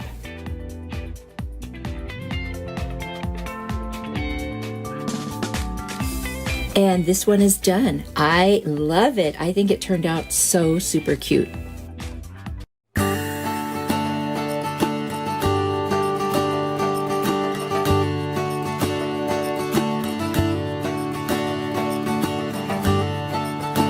These bamboo rings from the Dollar Tree. I'm going to use 3 of the smaller ones for this one. I've got that brass napkin holder from Hobby Lobby, and I've got these tumbling tower blocks from the Dollar Tree. I've also got these pit berries from Hobby Lobby. They were all on sale. And then I have just a bunch of raffia that I bundled up. I'm going to take my pumpkin chalk paint by Waverly. I'm going to paint all 3 of these hoops and cover them completely. Then I'm going to take my Rust-Oleum linen white chalk paint, and I'm just going to kind of heavily dry brush. There you go, you can see, so the orange is peeking through. And then I'm going to paint the 2 tumbling tower blocks in the white.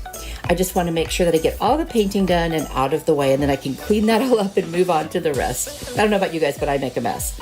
I'm going to take these little hoops, and I'm going to put one inside of each other, kind of perpendicular.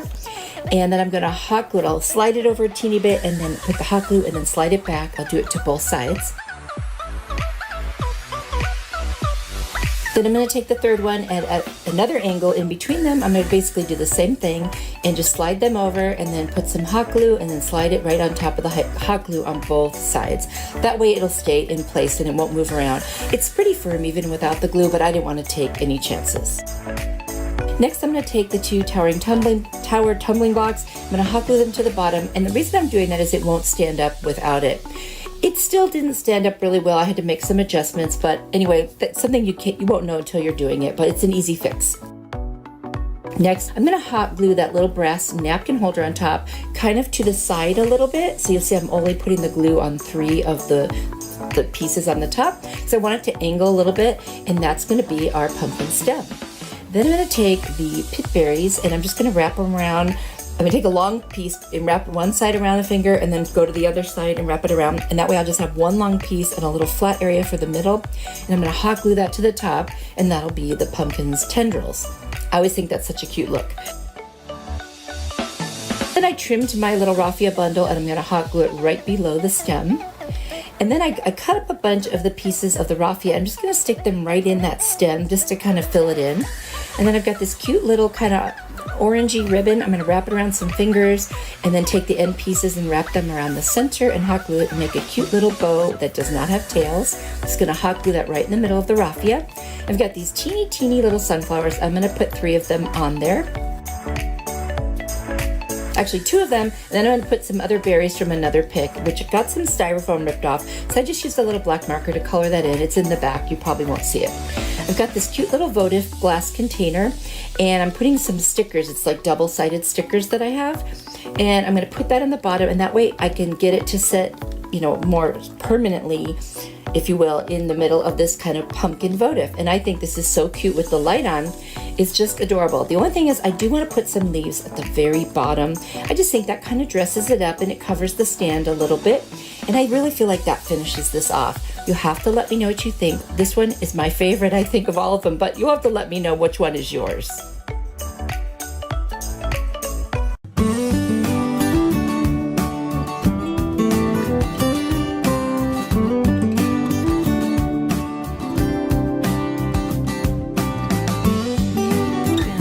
Adorable cutting board at the Target dollar spot. Actually, it came with 2. And then I'm going to use this doily from Dollar Tree, and I'm going to use pumpkin paint and Rust-Oleum's linen white and also agave by Waverly.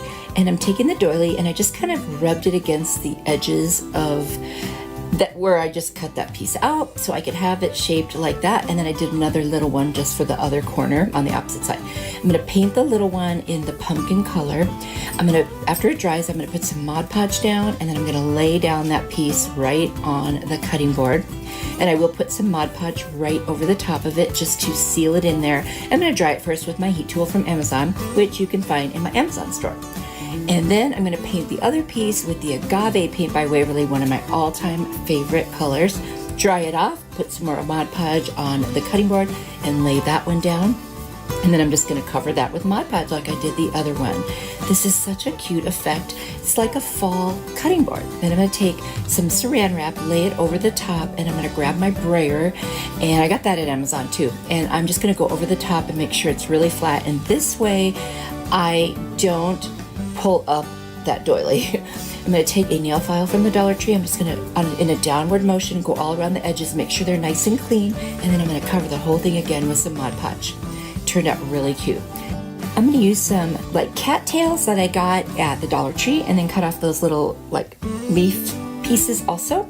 And I'm going to take some rope that I got at Walmart, and I'm going to hot glue the first of it to the back, and then I'm going to take the little pieces of the cattails and kind of that long grass and then the leaf pieces, and I'm just going to attach them slightly at an angle, and I'm just going to keep wrapping the rope around until it covers up the stems, and then I'm just going to cut the last little half of that on the back and hot glue it. I just think this turned out so cute. It was super easy too. You could definitely make this. You could do any cutting board you want. This was just such a cute little one. I loved it. You have to tell me what you think. Hula skirt DIY. I'm going to take one of the hula skirts, and then I've got this pumpkin form, and you can get that at Dollar Tree or Hobby Lobby. And then I've got some burlap that I've acquired at different places, and then these 2 bows came from the Dollar Tree. This pit berry garland came from Hobby Lobby, and then I had some little pine cones. I'm going to take the orange burlap, and I'm just going to kind of weave it in and out on the pumpkin spine, and then I'm going to hot glue it. Now I'm not going to use like zip ties or chenille stems for this one because I'm going to do, it's not like your typical like poofy kind of wreath.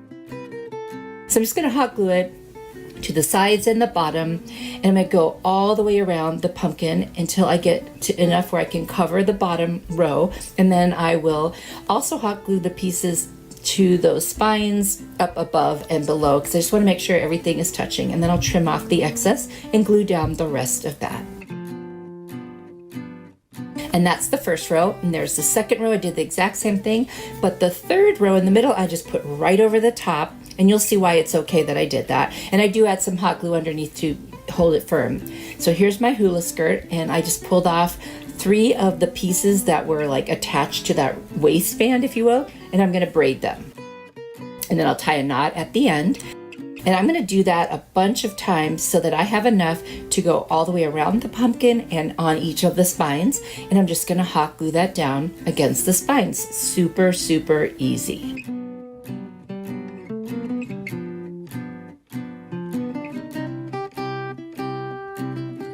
Any loose ends, I'll just hot glue right inside. And there it is. The whole pumpkin is covered where I want it now, and it looks so much better. I'm going to take that little strip of burlap that I cut, and that was from the Dollar Tree, and I just cut right down the middle. And I'm just going to hot glue that all the way around the stem of the pumpkin. And when I get to the center, I'll kind of fold it in a little bit so that you can still see the hula skirt that I braided around. And there's the back.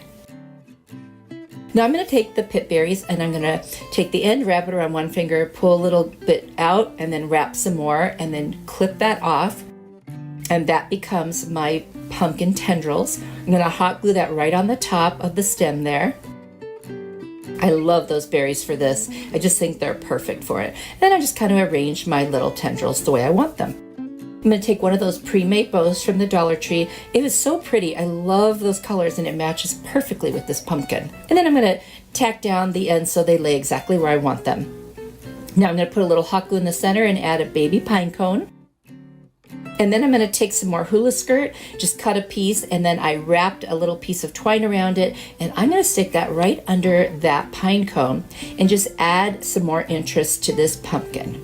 I just love it. I think it's so, so cute. Now I'm going to add a hanger using an orange chenille stem. I'm just going to tuck that in there, wrap it around, clip it off, and there is my hanger. You guys, this was so easy and I love it.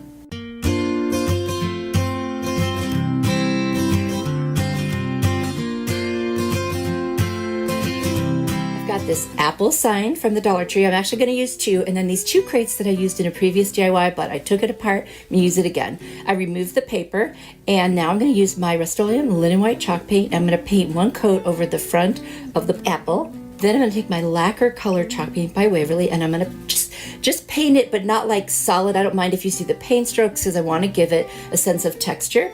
And I'm going to use my water mister and I'm going to spray down the red. And then I'm going to take my maize color by Waverly and I'm just going to create highlights like where the pumpkin would shine from when light hits it, so it makes it look like it's actually round and three-dimensional versus one-dimensional. So you just do it up on the top right, on the bottom left, and across like where the stem goes, and that's all I do with that. I'm going to use my burnt umber apple barrel paint to paint the stem. And then I'm going to take a walnut furniture marker from the Dollar Tree and I'm just going to go around all of the edges on this apple. The leaf that came with it was metal, so I just took it off and repositioned it and then hot glued it right on. Now I'm going to take the other apple sign. I'm going to use the maize color. I'm going to paint the whole thing. This one I don't need to do white first because it's already a light color. The white just brightens the darker color. Then I'm going to take my fern color and I'm going to go over the apple. And by the way, not all of it's going to show, and that's where you can see I didn't paint the left side. They're going to be like layered on top of each other. So now I'm going to start creating those highlights and contours again. So I'm just going to make the color of like a green apple. Then I'm going to make it darker in the upper right and a little bit darker on the bottom left, and then up at the top by the stem to create that sense of a three-dimensional apple. Super easy to do, by the way. You don't have to be an artist. Now I'm just going to hot glue the red one right on top of the green one where it overlaps. Take the other leaf that came with the other apple and I'm going to hot glue that in place. So now I'm going to cover the back with some craft paper. I didn't take off the original paper this time. I realized I was going to cover it anyway. I'm just going to hot glue. I'm going to start at the top and lay my craft paper over the top. And then I'm going to go ahead and trim it down a little bit and then do the rest of the glue. And then I can lay the rest of it and just push it down. And then I'm just going to kind of cut around it, but not perfectly yet. I'm going to take my Mod Podge and I'm just going to put that over both of the places where I painted. So now I'm going to take my two crates that were painted in this kind of brownish color, and I'm going to take that white paint again, and I'm going to go very heavily over it, but not like solid because I want it to look a little bit distressed. I'm going to hot glue the two sides that were already attached in the past back together. I didn't need to paint those. And I didn't paint the back or the inside. I don't mind if the inside is darker. And then I just reinforced the back. That'll all be covered up with craft paper. And now I'm going to hot glue it. Well, I did hot glue it already to the crates. I did that off camera. And there's a gap on the one because of the layered apples. So I cut a little piece of Dollar Tree wood and I just hot glued it in there. Now I'm taking some foam from like a box I got and just cut a couple pieces and put them on each side so that I don't have to fill up the whole crate with the hula skirt from Dollar Tree. I just did a video all about using the hula skirt. You might want to check that out. I'll put a link down in the description box below. And then I got these apples at the Goodwill and they came with kind of like paper that's shredded. So I end up adding some of that paper too because I like the color. It's kind of more of a brown. So I mix it in with the hula skirt. And I've got this welcome sign. I think I got it at Dollar Tree. I'm not 100%. I'm just going to put some hot glue under a few of the letters here and there and attach that. By the way, those apples are actually candles, but I promise I will not be lighting them. That would be dangerous. Now I'm going to rearrange them. I want to do every other color. I'm going to add a hanger and a little bow. You guys, this one was super easy. What a great idea for those signs. Oh my gosh, I love it. Tell me what you think.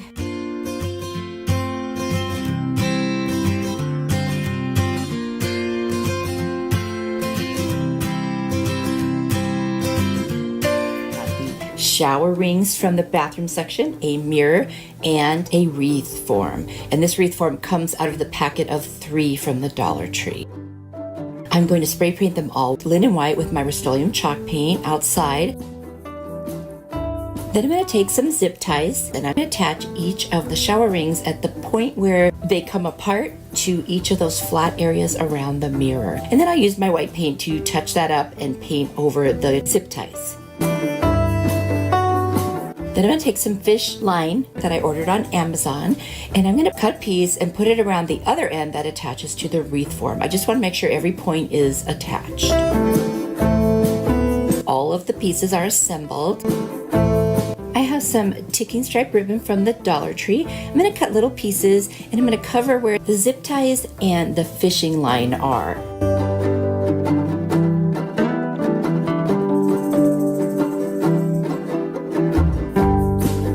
I've got these super cute little pumpkins from the Dollar Tree. They're in beige and kind of a green. I'm just going to remove the clips on the bottom by twisting them off. They come off very easily. I'll save those for something else. And then I'm going to put just on one half of this piece every other color pumpkin. And then I've got these wheat picks. They were from last year. I got them at Hobby Lobby and I just cut them apart. And then I hot glued them together and used a little bit of twine to secure them to each other. I'm just going to get that the way I like and make it like a swag so it's the same on the top as on the bottom.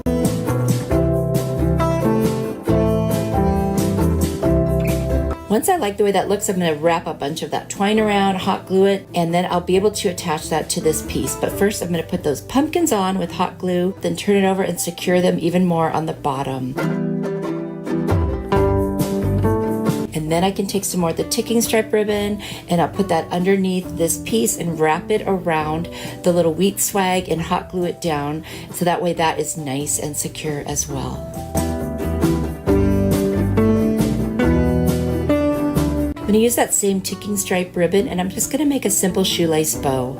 I'll hot glue that bow down to the center of the swag and I will dovetail the two ends. I've got a couple cute little mini pine cones from the Dollar Tree. I will attach those in the center of the bow. And then I've got some berries off of a pick and I'm going to add those right in the center. I think this came out so cute. I'm going to distress it with a little bit of the cashew colored chalk paint by Waverly. And that's it. You got to tell me what you think.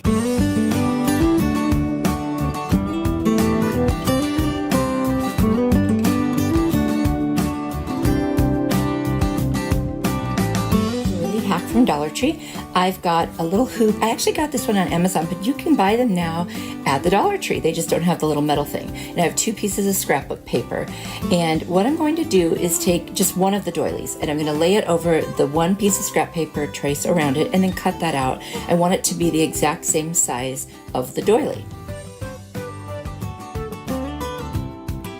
Then I'm going to take the other scrapbook paper and I'm just going to cut out one of the larger little designs with the fleur-de-lis in the middle, and I'm going to take my X-Acto knife and just really carefully go around and fussy cut the whole thing out. I'm going to lay the doily on top of the scrapbook paper that I cut out to match the size and then put the fleur-de-lis piece in the middle. Now I thought the white doily was a little too stark white, so I made a mixture of burnt umber, paint by Apple Barrel, and water, and I just rushed over it just to give it a different color. But then it didn't really match, so I took some cashew paint by Waverly and just kind of dry brushed over the top of it heavily, and that made it really look like it belonged with the 2 pieces of scrapbook paper. I'm going to take some spray glue, and it gets really wet, you guys. You got to be really careful when you use that. And I just laid the doily right on top of the scrapbook paper, so the little holes of the doily show the scrapbook paper. Then I put some more of that spray adhesive, and I put the fleur-de-lis piece right in the middle. And it's funny because it actually looks like a piece of tile now. And I take some saran wrap and my brayer and just go over the whole thing and make sure that it is really adhered. And I take some Mod Podge and go over the whole thing. And I was hoping this would make it feel more stiff, but it really didn't. So then I'm going to take the Agave paint by Waverly. I'm going to paint both of the hoops. I love that color. And because I don't think that it was sturdy enough, I used that little chopping board from the Dollar Tree and some tacky glue. And I just glued my pieces right on top of the cutting board piece. And I'm going to, use the brayer to make sure it's laying really flat and makes perfect contact. Then I will just cut it out, and that way it'll stay nice and stiff now with the cutting board on the back. So I thought I could put it on top and then put the middle little hoop inside. Well, that didn't work. So I just put the hoop back in, tightened up the screw, and then I decided I would just glue the hoops right on top and kind of give the illusion if it was as though it were in the hoops. But I still think it's so cute. I love it. Then I did want to add a little greenery. So I'm just going to first take my X-Acto knife, cut off any little pieces that were sticking out around the side, and then take the cattails and these aster flowers from the Dollar Tree. I like to break them apart. That way I can place them exactly where I want them. And I'm just going to put them, kind of like everything I do on one side, I'm going to do on the other. And that creates a nice little area in the center where I can put the flower. And I just think it's really pretty. And it kind of covers up the metal piece there, but you can still hang it with that, which I love. And there it is, all finished. I think this is so cute, and I love that agave. What an easy thing to make. It's a great hack for a doily. It just creates a really cool texture. This Dollar Tree wood pumpkin hack, I'm going to take my Kills primer and then also some white chalk paint from Folk Art. And I've also got these half beads that I ordered on Amazon, and you can find them in my Amazon store. I'm going to figure out how many I need, and then I'm going to use some wood glue, and I'm just going to glue them right on individually. I just want them to be very secure. I am going to take the primer paint, and I'm just going to go all around those beads and then cover the whole thing. I just want to give it a nice kind of white color as a base. I'm going to cut up some book pages into just random shapes, and I'm going to start Mod Podging them. I'm actually using this little glue adhesive from the Dollar Tree, but you can use Mod Podge, you can use glue for this part. It doesn't really matter. The top part, you're going to want to use the Mod Podge. And I'm just going to cover the entire thing. I just think it looks so cool. I love using book pages. I've got this leaf cut out from, I believe it was Hobby Lobby on clearance, and I'm just going to paint it with that white paint. I'm going to use a little bit of hot glue and put some white twine on it to show the veins of the leaf.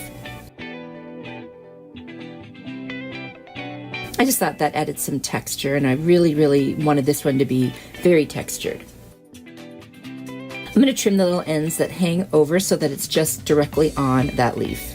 I'm going to hot glue it right to the top of the stem of the pumpkin. Then I'm going to take the Mod Podge and go over the entire thing. I just want to seal that in there really nice. And that way, if it happens to ever get wet or, anything, it's protected now, because that is just paper from a book. I'm going to dry it with my heat tool from Amazon. And then I've got this black and white baker's twine, and I'm just going to wrap it around my fingers about 15 times and cut it. And then I'm going to tie a little knot around the center with some more of that twine and just wrap it around. Well, actually, I'll use the white twine for that. Wrap it around. And then I'm going to cut open the loops, and that gives me a cute little fussy bow. I'm just going to hot glue that right to the other side of the stem.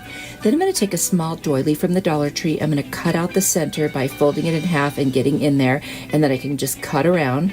And I'm just going to adhere that right to the center of my pumpkin using Mod Podge. Like I said, I'm just going for all different kind of textures here, and I'm going to cover the top of that with some more Mod Podge. And I've got a white flower left over from a pick I had, and then I'm going to take one more of those little half beads. I'm going to paint it with the white, and I put it right in the center of the flower, and that's it. And I love this one. You'll have to let me know what you think.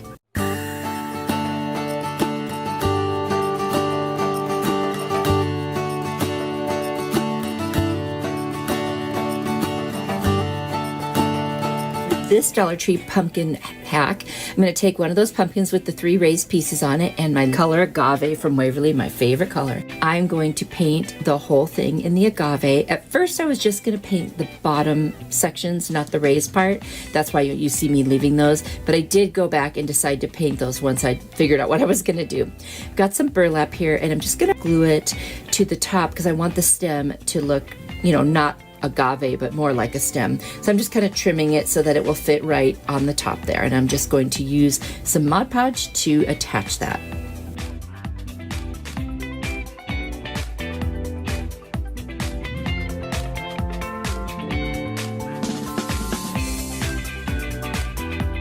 And I put some Mod Podge right over the top too. Then I'm going to hot glue the rest of it to the back, and that way it will be a nice and perfect little stem. And this is where you see me going back in and adding the agave to the rest of the pumpkin. And then I've got these different picks from Dollar Tree, some wheat picks and some pretty fall flowers. And I'm just going to start a little arrangement at the top where I put the same thing going to the right and the same thing going to the left, just to create a nice little top piece there. And then I'm going to cover the center section with some more burlap, and you can still see the agave poking through. I'm going to trim that so that it is flush around the edges. And then I'm going to cut little flowers off my picks, and I'm just going to attach them individually. You could do this any way you want. Pick any florals you like in any pattern you like. I just kind of picked a random pattern, whatever you think looks good. And I like to hot glue the pieces individually, that way I know they're going to stay. And then I've got some little fall fabric leaves from the Dollar Tree. Had those left over from last year. I'm going to layer them like a couple on top of each other and then hot glue them up by the stem, and it'll look like, you know, little pumpkin leaves. And then I've got this piece from Hobby Lobby that I got on clearance, and I'm going to use my large snips, and I'm just going to cut off that base.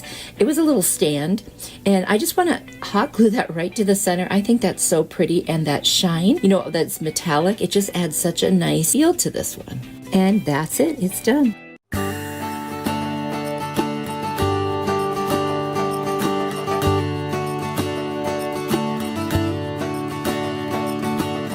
Dollar Tree pumpkin hack, I'm going to use the pumpkin with the 3 raised pieces on it. This one is so cute. I just thought it would be so fun. It kind of whimsy. And I found this scarf at the Dollar Tree, and it's like a cheetah print, but with the gray and white. I just love it so much, especially like as a little accent piece. And I am going to cut some pieces of it so that I can put it on in the middle of that raised, the kind of oval looking raised piece. So I'm just going to trim it until I get about the right size.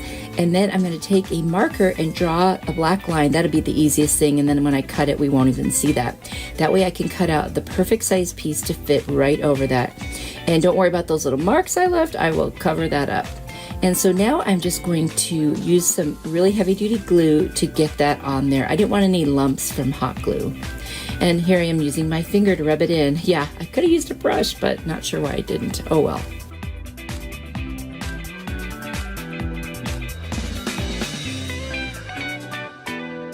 And now I want to get that little raffia bow off, so I just use my heat tool. And now I'm just extra trimming around the edges to make sure there's no fuzz. You know, those kind of flannel scarves are a little fuzzy. I'm going to use an ink chalk paint by Waverly and paint around the edges and in between the raised pieces.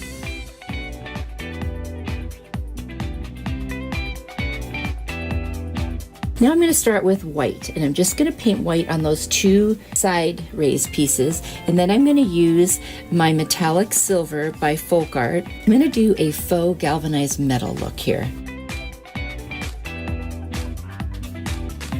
So now I'm going to kind of pounce on it with the ink color from Waverly, and just, it's almost like little dots but not dots. And I'm just going to go around and just kind of pounce on it. And now I'm going to use some white chalk paint. I'm just going to pounce on that with a little brush, just dabbing it. And then you get that metallic look, and I just love it. I'm going to wrap this black and white baker's twine around my fingers about 15 times, and then I'm going to use it to wrap around the middle to make a center for a bow. I'm going to cut it and glue it.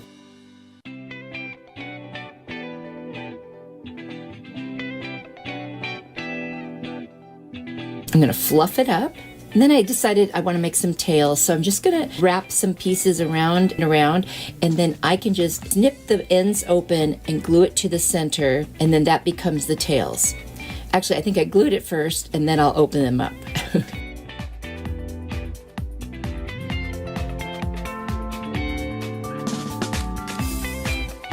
Yep, there I go. I'm going to open them up and bring them down so they look like little tails. It's just so cute. This is a really fun pumpkin. It's not a specific style. It's just kind of whimsy, like I said earlier, and just for fun. It would be a fun little accent piece for your home, no matter what your style is. I just love it. And let me know down in the comments if you like animal print at all.